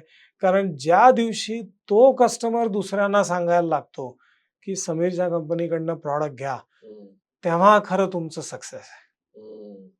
आणि पैसा हा या सगळ्या प्रोसेसचा बाय प्रॉडक्ट आहे. आम्ही आता कॉमसेन्स मध्ये सर्व्हिसेस करतो, राईट? पण मी एक ट्रेंड पाहिली, जर तुम्ही जस्ट प्रॉडक्ट नुसते विकून निघून गेले बरोबर आणि त्याला हँड होल्डिंग नाही केलं किंवा त्याला प्रॉपर सपोर्ट नाही दिला, इझिएस्ट वे असतो कस्टमरला म्हणायला की प्रॉडक्ट खराब आहे. बरोबर. I have scene best of best product, पण त्याला नीट अडॉप्शन झालं नाही, त्यामुळे तो CIO किंवा जो असतो तो फक्त म्हणतो हा प्रॉडक्ट खराब आहे, खतम. बरोबर. तोच प्रॉडक्ट दुसरा चांगला वापरतोय. पण युअर राईट की नुसतं विकून चालत नाही प्रॉडक्ट मध्ये, आणि अल्टिमेट गोल इज त्यांनी कोणाला तरी रेफर करणं. बरोबर. त्याला म्हणून एक नेट प्रमोटर स्कोर नावाचा जो कॉन्सेप्ट आला होता, और आहे रादर NPS म्हणतात त्याला. तर हा प्रश्न विचारला जातो कस्टमरला की ह्या कंपनीबद्दल तुम्ही दुसऱ्या कोणाला सांगायची शक्यता किती आहे, 10 मध्ये 0 to 10 स्केलवर रेट करा. तो NPS स्कोर तुमचा 8 पेक्षा जास्त असला पाहिजे. आणि त्या दृष्टीने जर तुमच्या कंपनीची वाटचाल झाली की कस्टमर सॅटिस्फाईड असला पाहिजे, त्यांना व्हॅल्यू मिळाली पाहिजे, तर आपोआप तुम्हाला रेव्हेन्यूज मिळतील, प्रॉफिटेबिलिटी मिळेल आणि कंपनी सक्सेसफुल होते. तर हा नेट प्रमोटर स्कोर वाढवायचा किंवा ट्रस्ट वाढवायचा, असे काही एक्झाम्पल आहेत का तुमच्याकडे की तुम्ही ह्या स्ट्रॅटेजी इम्प्लिमेंट केल्या ज्यांनी माझा कस्टमरचा ट्रस्ट वाढला किंवा हे वाढला, असं काय आहे एखादी आठवण? सो एक फार महत्वाची गोष्ट आता आजकालच्या काळात झाली आहे, ज्याला म्हणतात कस्टमर सक्सेस टीम. ह्याचा अर्थ की प्रॉडक्ट विकलं गेल्यानंतर त्या कस्टमरला सपोर्ट करणं, त्याला शिकवणं, अडॉप्शन वाढवणं, या सगळ्याला कस्टमर सक्सेस म्हणतात. आणि त्यात ज्या कंपनीज इन्व्हेस्ट करतील, अशा कंपनीजना बऱ्याच वेळा कस्टमर्स चुका जरी झाल्या तरी ते थोडंसं त्यात दया दाखवतात. कस्टमर्स त्याबद्दल बरेचसे समजूतदार असतात. फक्त त्यांना तुम्ही हे सांगता आलं पाहिजे की बाबा मी आहे, आमची चूक झाली आहे, पण ही मी ठीक करीन. आणि बरेचसे कस्टमर्स त्याला मान्य करतील. रादर दॅन सेईंग नाही ही आमची चूक नाही आहे, ह्याची आम्ही जबाबदारी घेणार नाही, त्याला जरी मला पैसे लागले, माझं थोडंसं जास्त खर्च करावा लागला, तरी तो कस्टमर खुश राहायला पाहिजे. कस्टमर सक्सेस बद्दल फार छान सांगितलं. I think that's a new trend, है ना? नाव एक आपण दुसऱ्या टॉपिककडे वळूया की बिकॉज तुम्ही 30 वर्ष सिलिकॉन व्हॅलीतच काढलेत आणि त्यातले इन्व्हेस्टर पाहिलेत, तिथले सेल्सवाले पाहिलेत, तिथले एम्प्लॉई पाहिलेत, सगळं पाहिलं आणि इंडियात पण काम केलं, कारण इंडियात पण तुमची कंपनी होती. तर एखादी सॅस कंपनी किंवा एखादी प्रॉडक्ट कंपनी जी इंडियात आहे आणि त्याला US मध्ये एक्सपांड करायचं आहे, हे किती सोपं आहे? फार अवघड नाही आहे. त्याचं कारण आहे की तंत्रज्ञान आता एवढं पुढे गेलं आहे की सुरुवातीला कम्युनिकेशन अवघड होतं, पण आता बऱ्याच वेळेला आम्ही भारतात आहोत हे कस्टमरला इवन न सांगता आम्ही त्यांना फुल US चा एक्सपिरियन्स देऊ शकायचो. आणि हे टेक्नॉलॉजीमुळेच पॉसिबल आहे की तुम्ही जसं झूम कॉलवर असाल, किंवा तुम्ही तेव्हा जे कस्टमर कॉल करतात ते US नंबरला कॉल करतात, तो इथे पिकअप होतो. इथल्या लोकांना तसं ट्रेनिंग द्यायचं, की कुठल्या लेव्हल ऑफ प्रोफेशनलिझमनी तुम्हाला बोलायचंय. त्यांच्याशी बोलायचंय. हे सगळं आता पॉसिबल आहे, जे आय वुड से 20-25 वर्षापूर्वी पॉसिबल नव्हतं. हं. तर त्यामुळे आता नुसती SaaS कंपनीज नाही, पण कुठलीही कंपनी जर जसं US मार्केटमध्ये जात असेल, तर हा विचार करायचा, की आपल्याला US-मध्ये ह्याच्याकरता प्रेझेन्स किती हवा आहे. हं. आणि आमच्या केसमध्ये आम्ही काय केलं होतं, की सेल्सचे अगदी 2-3 मोजके लोक, मार्केटिंगचा 1 माणूस आणि CEO एवढे फक्त US-मध्ये होते. अ, आणि एक कस्टमरचा सक्सेसचा माणूस आमचा बऱ्याच वेळा फिरतीवर असायचा US-मध्ये. एक साधारण 5 की 6 हं. लोक होते. बाकी सगळे इंडियामध्ये होते. हं. आणि ह्याचं कारण आम्ही प्रॉडक्ट, इंजिनिअरिंग, कस्टमर सक्सेसचा जो बॅक एंड भाग येतो, सेल्सचा बॅक एंड भाग येतो. सो सेल्स पण आम्ही 80% पर्यंत आणून सोडायचो इंडियातनं आणि मग बाकीचा भाग जो आहे 20% तो माणूस तिथे जाऊन भेटायचा, हँडशेक करायचा आणि क्लोज करायचा. सो असं आर्किटेक्चर बनवता येतं, ज्यांनी तुम्हाला जेवढं काम इंडियात करता येईल, कारण हुशारीची काही कमी नाही आहे भारतात. बरोबर. तर त्यामुळे चांगले लोक मिळतात आणि ही सगळी कामं आपल्याला जेवढी इथे करता येतील तेवढी करता येतात आणि मग बाकीची कामं इन पर्सनच करावी लागतात. पण मी असं ऐकलंय, की US कस्टमर सहसा इंडियात बसलेल्या लोकांवर, कंपनीवर ट्रस्ट करत नाही. बरोबर. मग ते कसं काय? इनिशियल तो कधीच तिथे गेला नाही, तर त्यांनी काय करावं असं? सो आम्ही जो पर्सोना बिल्ड केला होता, तो US कंपनीचाच होता. आम्ही त्यांना कधी सांगायचो पण नाही एक्सप्लिसिटली, की आम्ही हे इंडियातनं डिलिव्हर करतोय, अनलेस आम्हाला तो कॉन्ट्रॅक्ट साइन करावा लागायचा. हं. पण आम्ही त्यांना जो एक्सपिरियन्स द्यायचो, तो US कंपनीसारखाच द्यायचो. हं. सो त्यांच्या टायमाला 2 वाजता दुपारी त्यांनी कॉल केला, तर इथे माणूस उचलायचा. हं. किंवा त्यांनी ईमेल पाठवली रात्री 1 वाजता, तरी 5 मिनिटात त्यांना उत्तर मिळायचं.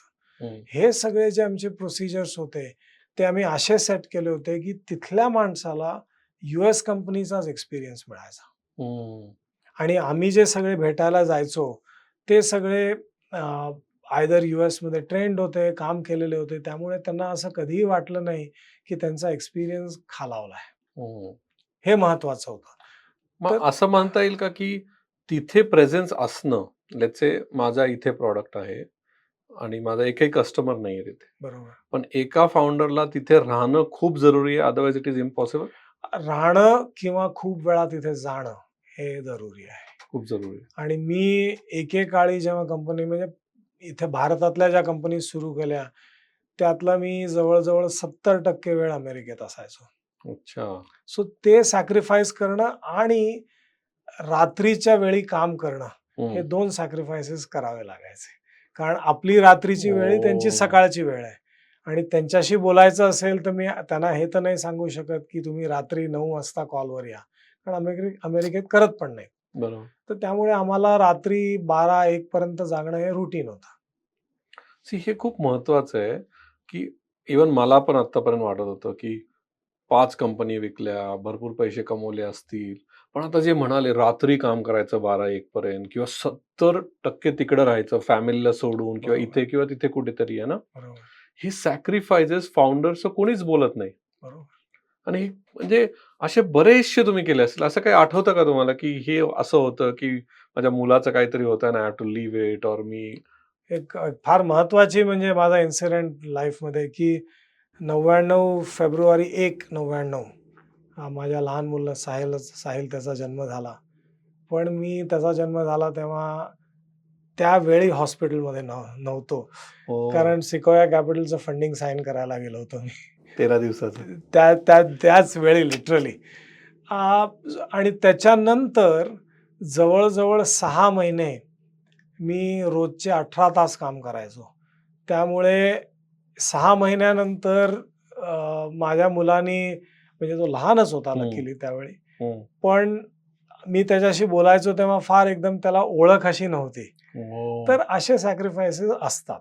बापरे! अ, पण प्रत्येक माणूस मी सांगितलं आपली गोळाबेरीज करतो आणि आपल्या फॅमिलीबद्दल बरोबर बोलतो आणि ती जी गोळाबेरीज असते त्याप्रमाणे काम करतो. पण मग ह्याच्यामध्ये फॅमिलीचा, स्पेशली वाईफचा अंडरस्टँडिंग हे खूप महत्वाचं ठरतं ना? ॲब्सोल्युटली. मग तुम्हाला सपोर्ट होता कायम घरातनं का कधी सो शिव्या पण पडायच्या? घरातनं सपोर्ट म्हणजे होता. तिने कधी असं कंप्लेंट केलं नाही नाही. ह्याच्याबद्दल.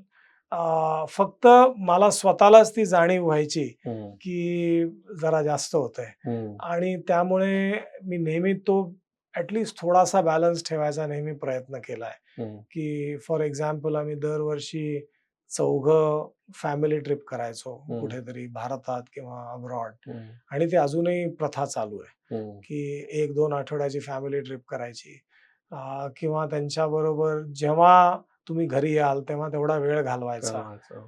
अ, हे सगळं आणि त्यांच्यावर चिडचिड करायची नाही, की आपलं जे कामाचं प्रेशर आहे ते घरी येऊन त्यांच्यावर नाही काढायचं. हं, या सगळ्या ज्या गोष्टी आहेत त्या लक्ष ठेवावं लागतं. कारण नाहीतर आपण तिथे जो आपला फायदा होतो त्याची किंमत आपल्याला घरी भोगावी लागते आणि ते बरोबर. वर्थ इट नसतं.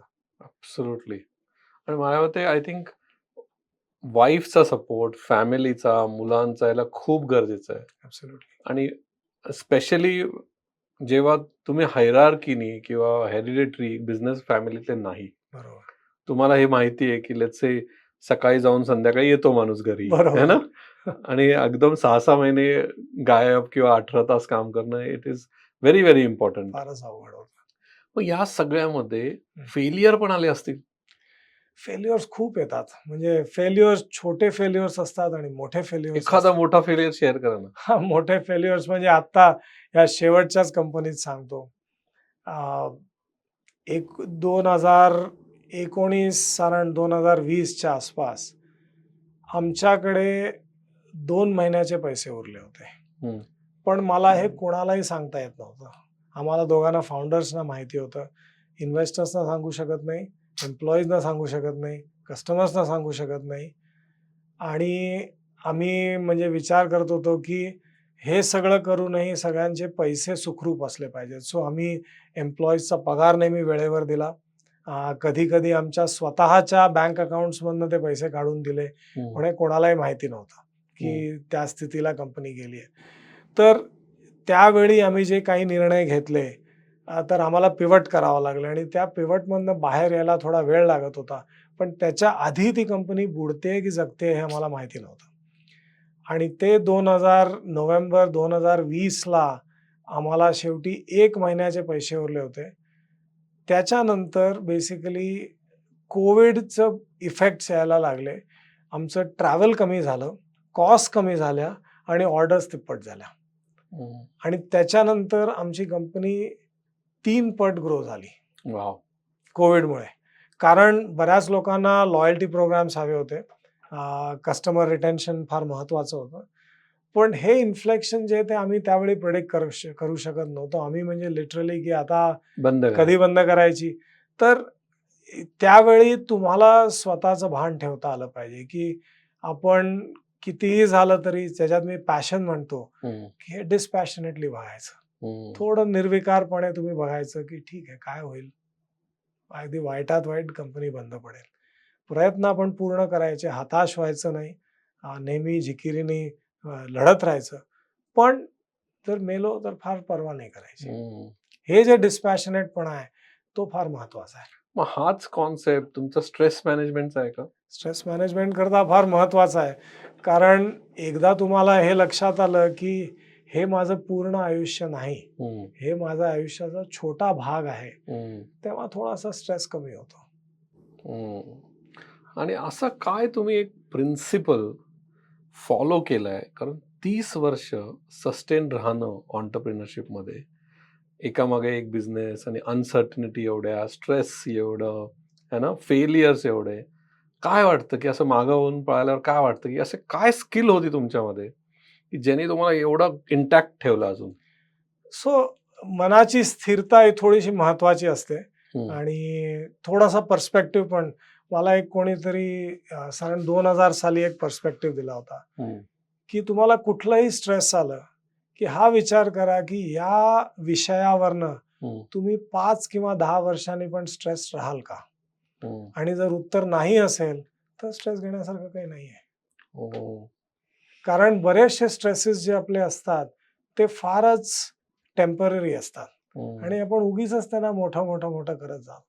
सो थोडंसं लाईफला हलक्यात घेणं आणि एवढं स्ट्रेस न करणं जरुरी आहे. त्यामुळे मी कधी डोंट टच अल्कोहोल, मी कधी कुठल्या गोष्टींचं सेवन, स्मोकिंग केलं नाही. मेडिटेशन रेग्युलरली करतो आणि थोडासा पर्स्पेक्टिव्ह ठेवतो, की शेवटी हा आयुष्याचा छोटा भाग आहे. Absolutely.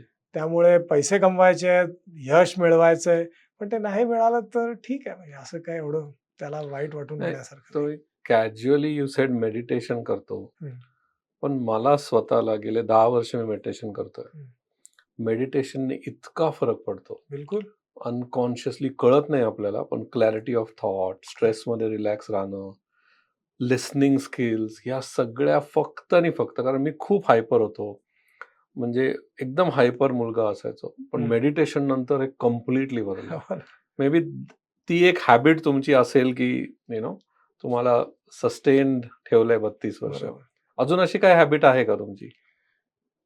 दुसरी हॅबिट मला लक्षात आलंय, की गरजा नेहमी कमी ठेवायच्या. ही हम्म, एक मला म्हणजे हॅबिट, की आपल्याला कितीही पैसे कमवले तरी जसे आम्ही मिडल क्लास बॅकग्राऊंडमधनं आलो, आम्ही हम्म, फार काही वेगळे राहत नाही आता. हम्म, त्यामुळे आमच्या गरजा फार नाही आहेत, त्यामुळे स्ट्रेस पण फार नसतो या बाबतीत कधी. हम्म, की ठीक आहे, आहेत पैसे आहेत, बँकेत आहेत, पण दुसऱ्यांचं भलं व्हावं, काहीतरी करावं. हम्म, त्यामुळे कधीही आम्हाला अशी स्थिती नव्हती, की मला भरपूर मोठं कर्ज आहे किंवा हे. तर ते नसल्यामुळे बिझनेस चालवणं, स्टार्टअप चालवणं खूप सोपं होतं. सोपं होतं ना. You're right actually. असं काही तुमच्या ऑन्टरप्रिनर जर्नी जे 30 वर्ष तुम्ही केले, हं. एक डिसिजन की जे तुम्ही रिग्रेट करताय, असं नव्हतं करायला पाहिजे? अ, सॉरी, आजपर्यंत असा प्रश्न कोणी असा विचारला प्रश्न असं नसेल. लकीली माझ्या आयुष्यात फार रिग्रेट्स आले नाहीयेत. व्हेरी मला गुड. माझ्या 5 कंपनीमध्ये अजूनही मी सगळ्या फाउंडर्स बरोबर I am very good friends. Very good. आणि आय हॅव ऑल्वेज बिलीव्ड की कधीही त्यांचा विश्वास तोडायचा नाही, थोड्याशा पैशाकरता. हे फार महत्वाचं आहे, की आपण कधी-कधी थोड्याशा डिसएग्रीमेंट्स वगैरे होतात, पण विश्वास तोडायचा नाही. पण as far as decisions that I regret, हां, एक डिसिजन होतं. एक डिसिजन होतं, की माझी जी पहिली कंपनी होती, अ, त्याच्या फाउंडर बरोबर माझं काहीतरी डिसएग्रीमेंट झालं हम्म, आणि त्या डिसएग्रीमेंटवरनं आम्ही लीगल अँगलमध्ये गेलो हम्म, आणि खूप सज्जन माणूस, खूप चांगला माणूस. अ, पण त्यावेळी माझ्या डोक्यात काय शिरलं, मला ते जे त्याचं कृत्य होतं ते अनफेअर वाटलं. आम्ही दोघं लीगल अँगलमध्ये गेलो. त्याच्यात 1.5 वर्ष घालवलं आणि त्या गोष्टीकरता माझा खूप रिग्रेट. खूप खेद आहे. सो हम्म, मी त्याला खूप वर्षानंतर हात जोडून त्याची माफी मागितली. अरे मी वा. त्याला सांगितलं, की तसं नको होतं मी करायला. हम्म. पण असं अशी आसुरी वृत्ती माझ्या डोक्यात शिरू नये परत कधीही, ही इच्छा. हे फार मोठी गोष्ट आहे, कोणाला जाऊन माफी मागणं. आजच्या जगात इट इज व्हेरी रेअर. पण ते माझ्या डोक्यात थोडंसं जे ऋण होतं ते मला म्हणजे परतफेड मला करायची एक होती. गोष्ट कळाली आहे, माणूस माफी कधी मागतो माहिती का? जेव्हा त्याला इगो नसतो, जेव्हा त्याला असं काहीच वाटत नसतं ना, तर इट्स व्हेरी इझी. जिथं इगो येतो ना, इट्स व्हेरी व्हेरी डिफिकल्ट. नाही आणि थोडंसं मन हलकं होतं. 100%. माफी मागितल्याने. दॅट्स अ इफेक्ट आफ्टर माफी. पण ॲब्सोल्युटली. माफी मागायला जाण्याची जी प्रोसेस आहे, ते अवघड असते. ती अवघड आहे. बरोबर आहे. पण या माणसाबरोबर मी 4 वर्ष काम केलं होतं खांद्याला खांदा लावून आणि जी स्थिती त्यातनं झाली ती मला म्हणजे मनाला खूप लागलं, की मी स्वतःच असं कसं वागलो. Very good. आणि ते एकदा माझं माझं स्वतःचं हृदय साफ करायचं होतं म्हणून मी एकदा ती माफी मागितल्यावर खूप हलकं वाटलं. Very good. जर समीर आत्ता 25 वर्ष मागे गेले हं. आणि जर बिझनेस चालू करायचा असेल, तर काय बिझनेस चालू करा? आत्ता तर मी एआयमध्ये डेफिनेटली काहीतरी करीन. कारण तंत्रज्ञान एवढं वाढलंय. अ, जे जे तुम्ही इन्फ्लेक्शन पॉइंट्स बघितले की 90च्या दशकात इंटरनेट आलं, हम्म, त्याच्यानंतर सॅस आलं सरण 2000च्या हम्म, बिगिनिंग, हम्म, नंतर मोबाईल 2010ला आलं आणि आता AI आलं. तर ह्याच्यात AIचं रेव्होल्युशन एवढं जास्त आहे की जगात जेवढ्या गोष्टी ऑलरेडी केल्या गेल्या आहेत, त्या सगळ्यांनी परत परत करू नये हेच AIचं काम आहे. हम्म. त्या एकत्रित करून AIला करता यायला पाहिजे, ज्याच्याने जिथे कुठे इंडोनेशियामध्ये कोणी केलंय तर ते आपल्याला शिकता आलं पाहिजे किंवा लगेच करता आलं पाहिजे किंवा अमेरिकेत कोणी केलंय तर ते आपल्याला करता आलं. हे AI एका जागी आणतो हम्म.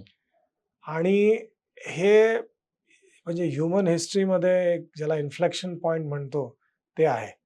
तर त्यामुळे मी डेफिनेटली ह्या ह्याच्यात काहीतरी केलं AI असतं. मध्ये काय कराल so based AI on all experience 30 वर्षाचा सो माझा असा काय मी का विचारतो हे कारण लेट्स से एक तुमची जर्नी आहे ना पहिली स्टार्टअप मे बी 5 वर्ष लागले असतील मग तुम्ही 4 वर आले मग जसं म्हणाले 13 दिवसात मिळालं काहीतरी लर्निंग तुम्ही इम्प्लिमेंट केले असेल आता हे 30 वर्षाचं असं काय इम्प्लिमेंट कराल आणि AI मध्ये कराल की ज्याने पटकन तुम्ही बिलिनियर होऊन जाल जर करायचं ठरलं तर अ, आता आता या क्षणी 2 महत्त्वाच्या गोष्टी AI मध्ये चालल्या आहेत, ज्याला फाउंडेशनल मॉडेल्स म्हणतो आपण, की अ, त्या मॉडेल्सना स्वतः शिकता येतं हं, आणि त्यातनं तुम्हाला काहीतरी ट्रान्सफॉर्म करता येतं, की कुठला प्रश्न असेल, तर जे काही ज्ञान आता जगात आहे, ते ट्रान्सफॉर्म करून तुम्हाला जे उत्तर हवंय ते देता आलं पाहिजे. हे फाउंडेशनल मॉडेल्स. आणि दुसरं इज अप्लाइड AI, हं, की त्यात अप्लाइड एआयमध्ये असा विचार करा, की प्रत्येक कंपनीत विचार करणारे लोक आणि करणारे लोक हे 2 वेगळे असतात. हं. सो काही गोष्टी लोक विचार करतात, सगळं सेट करतात आणि मग काही लोक बाकीचे लोक एक्झिक्यूट करतात एक्झिक्यूट करतात. एआयमध्ये जे एक्झिक्यूट करणारे लोक आहेत, ते आता कमी होतील हं, आणि विचार करणारे लोक वाढते वाढतील. बरोबर सो एआयचा जॉब शिफ्ट जो आहे तो त्या ह्याच्यात होणार आहे. तर त्यामुळे अप्लाइड एआयमध्ये आता बरीचशी संधी आहे, जी इंटरनेटच्या वेळी झाली, की सगळं इंटरनेटवर आलं, क्लाउडवर आलं.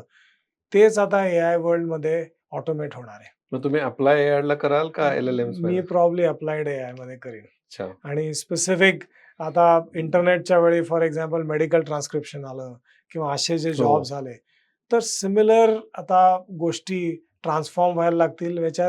ह्याच्यात मी माणसाचा वापर करू का मशीनचा वापर करू? हं, तर त्याच्यात बऱ्याचशा कंपनीज आहेत आणि तुम्ही जे आता मला प्रॉडक्ट दाखवलं, हं. ते क्लासिक अप्लाइड एआय. ऍक्च्युली तर I would start something in applied AI because ती निश इंडस्ट्री असते. त्यात ॲप्लिकेशन असतं कसलं तरी एआयचं आणि तुम्ही फाउंडेशनल मॉडेल्स वापरू शकता किंवा दुसरी टेक्नॉलॉजी वापरून ते अप्लाइड एआयमध्ये निश प्रॉडक्टमध्ये जिओग्राफिकली लोकल पण सेल करू शकता.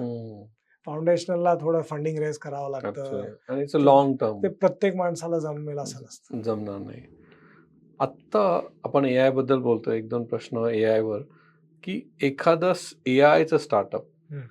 सर्व्हाइव्ह व्हायचं असेल तर त्यांनी काय फंडामेंटल गोष्टी केल्या पाहिजे फार फरक नाहीये म्हणजे मी सांगितलं तसं, की तुमची जी आयडिया असेल, ती आता तुम्ही क्लॉड वापरा किंवा कुठलं तरी दुसरं वापरून 1, 2, 3 आठवड्यात उभी करू शकता. हम्म, प्रश्न असा आहे, की तो तुम्ही विकू शकता की नाही?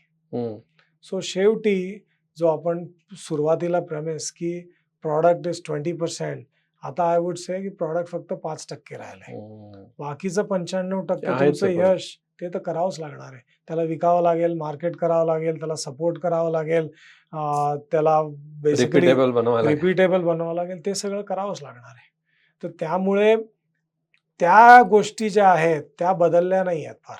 त्यामुळे प्रत्येक फाउंडरला विकण्याची कला आलीच पाहिजे आणि फाउंडर लेड सेल्स हे फार महत्वाचं आहे.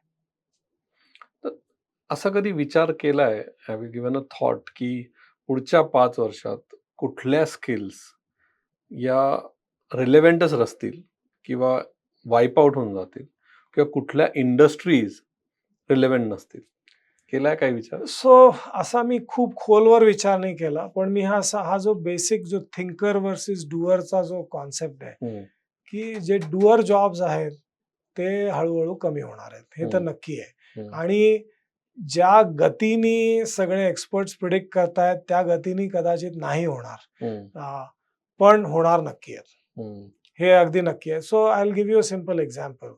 एकेकाळी टेलिफोन ऑपरेटरचा जॉब हा खूप प्रेस्टिजियस समजला जायचा, पण ते काय करायचे, एका लाईनीला दुसऱ्या लाईनीशी जोडायचे. मग इलेक्ट्रॉनिक एक्सचेंज झाले आणि तो जॉब एकदम संपला, राईट. आणि त्याला वेळ लागला कारण इलेक्ट्रॉनिक एक्सचेंजेसना अडॉप्ट व्हायला वेळ लागतो. सेम कॉन्सेप्ट आता त्यावेळी द डुअर्स जे होते त्यांना काही फार करावं लागायचं नाही thinking, they were just basically plugging things.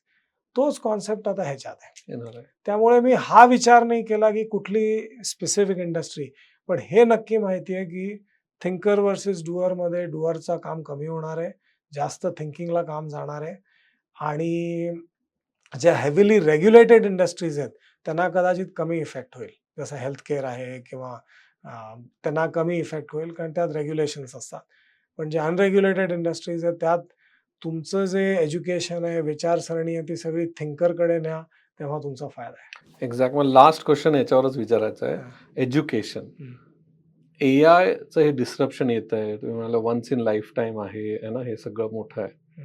ह्याच्यासाठी आपल्या एज्युकेशन सिस्टीममध्ये काही बदल घडवला पाहिजे?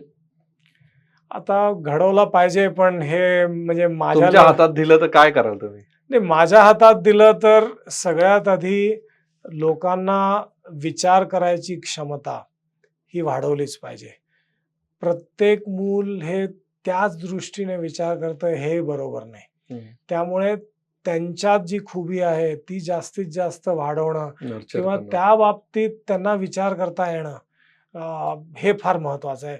आता हे बोलणं फार सोपं असतं, पण ती एज्युकेशन सिस्टम ओव्हरऑल करणं अवघड असतं. पण पुस्तकी ज्ञान, रोट लर्निंग हे तर डेफिनेटली डुअर्सकडे गेलं, हे तर डुअर्सकडे गेलं.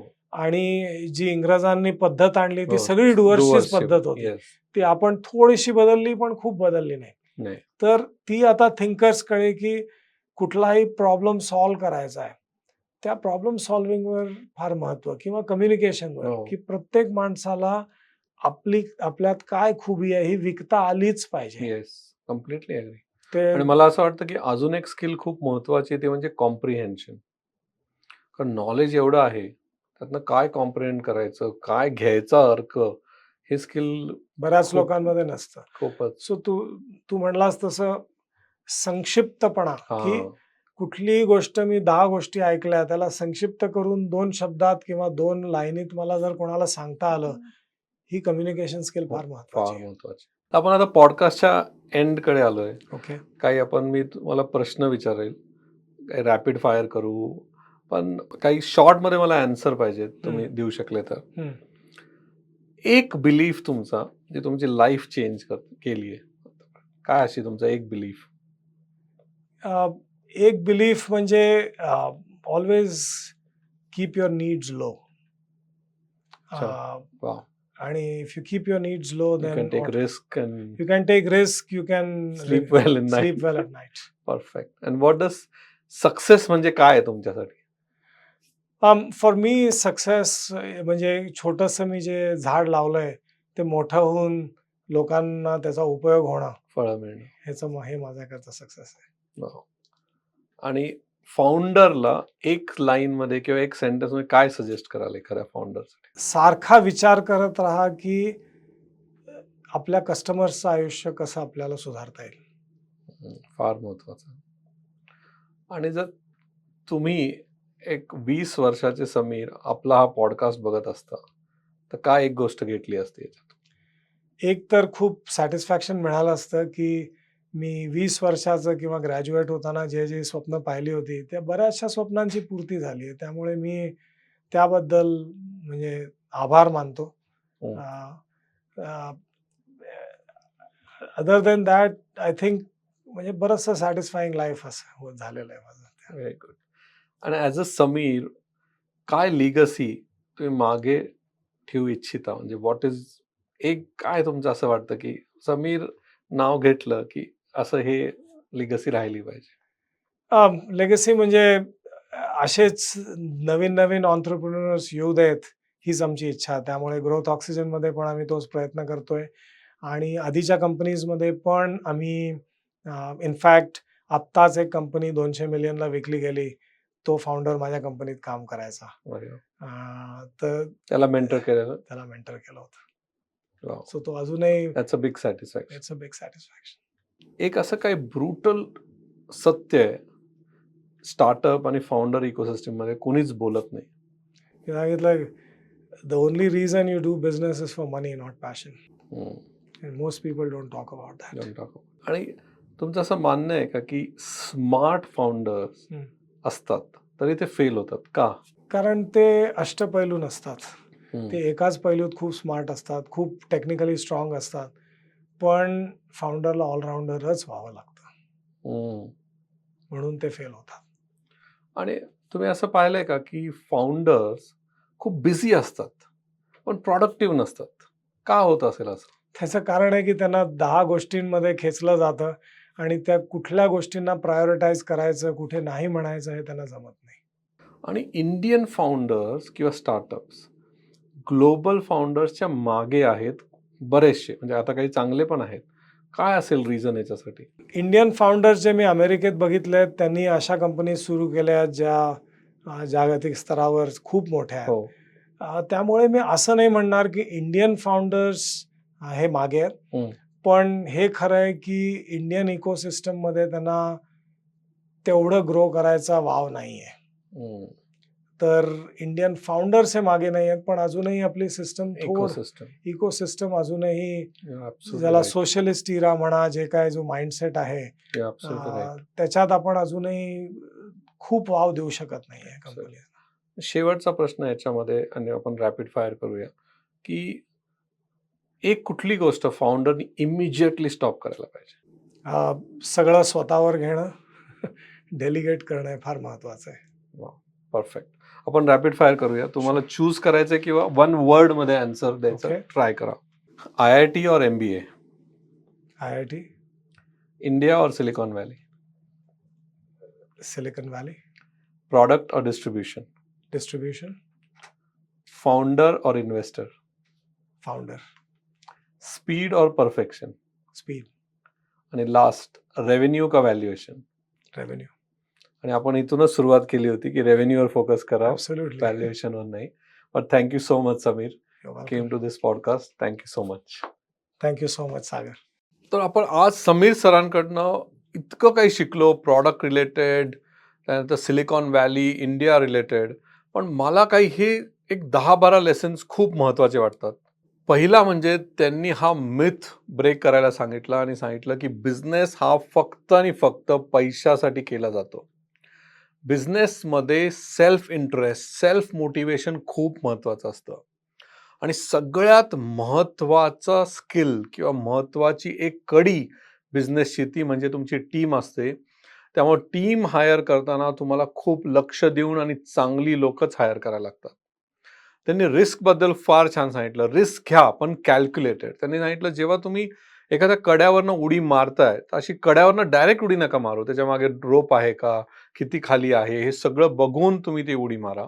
ते त्यांनी आपल्याला सांगितलं. AI बद्दल त्यांनी आपल्याला सांगितलं की थिंकर्स आणि डूअर्स हे 2 कॅटेगरी असणार आहेत. तर डूअर लोकांचे, जे लोक एक्झिक्यूट करतात, त्यांच्या सगळ्या स्किल्स जाणार आहेत, त्यांच्या नोकऱ्या जातील, त्यांचे बिझनेसेस बंद होतील. तुम्हाला थिंकर वाढवायचे ॲज पर हिम. आणि त्यांनी फाउंडर्सला सांगितलं सगळ्यात महत्त्वाची फाउंडरची स्किल कुठली, तर त्यांनी डेलिगेशन त्याला शिकता आलं पाहिजे. फाउंडरनी सगळ्यात जास्त काय करायला पाहिजे, तर कस्टमरकडे जाऊन बसलं पाहिजे, कस्टमरचा फीडबॅक घ्यायला पाहिजे. कस्टमरला काय पाहिजे, तुम्ही ज्या वेळेस कस्टमरपासून लांब जाल, स्वतःची कंपनी चालवत बसाल आणि कस्टमरचा फीडबॅक नाही घ्याल, तुमची कंपनी नक्की बंद पडणार. अशा बऱ्याचशा गोष्टी त्यांनी आपल्याला सांगितल्या. माइंडसेट, स्ट्रेस कसा मॅनेज करायचा, मेडिटेशनचं महत्त्व किती आहे स्ट्रेस मॅनेजमेंटमध्ये. त्यांनी सांगितलं की माइंडसेट हा किती महत्त्वाचा आहे. त्यांनी जवळजवळ 18 तास काम केलेलं आहे. त्यांनी फॅमिलीवरून दूर गेले, पण ते कसं वेकेशन प्लॅन करतात, ह्या सगळ्या गोष्टी म्हणजे एक फाउंडरची त्यांनी एक एन्सायक्लोपीडियाच ओपन केली आपल्यासमोर. आपण सगळ्यांनी यांच्याकडनं शिकलं पाहिजे आणि आपल्याही कंपन्या अशा मोठ्या केल्या पाहिजे. हा पॉडकास्ट जर तुम्हाला आवडला असेल तर तुमच्या फ्रेंड्स, तुमच्या फॅमिली, तुमचे फाउंडर मित्र सगळ्यांबरोबर शेअर करा. आणि असंच आपण महाराष्ट्रामध्ये जास्तीत जास्त फाउंडर्स बनवूया आणि एंटरप्रेन्योर्स बनवूया.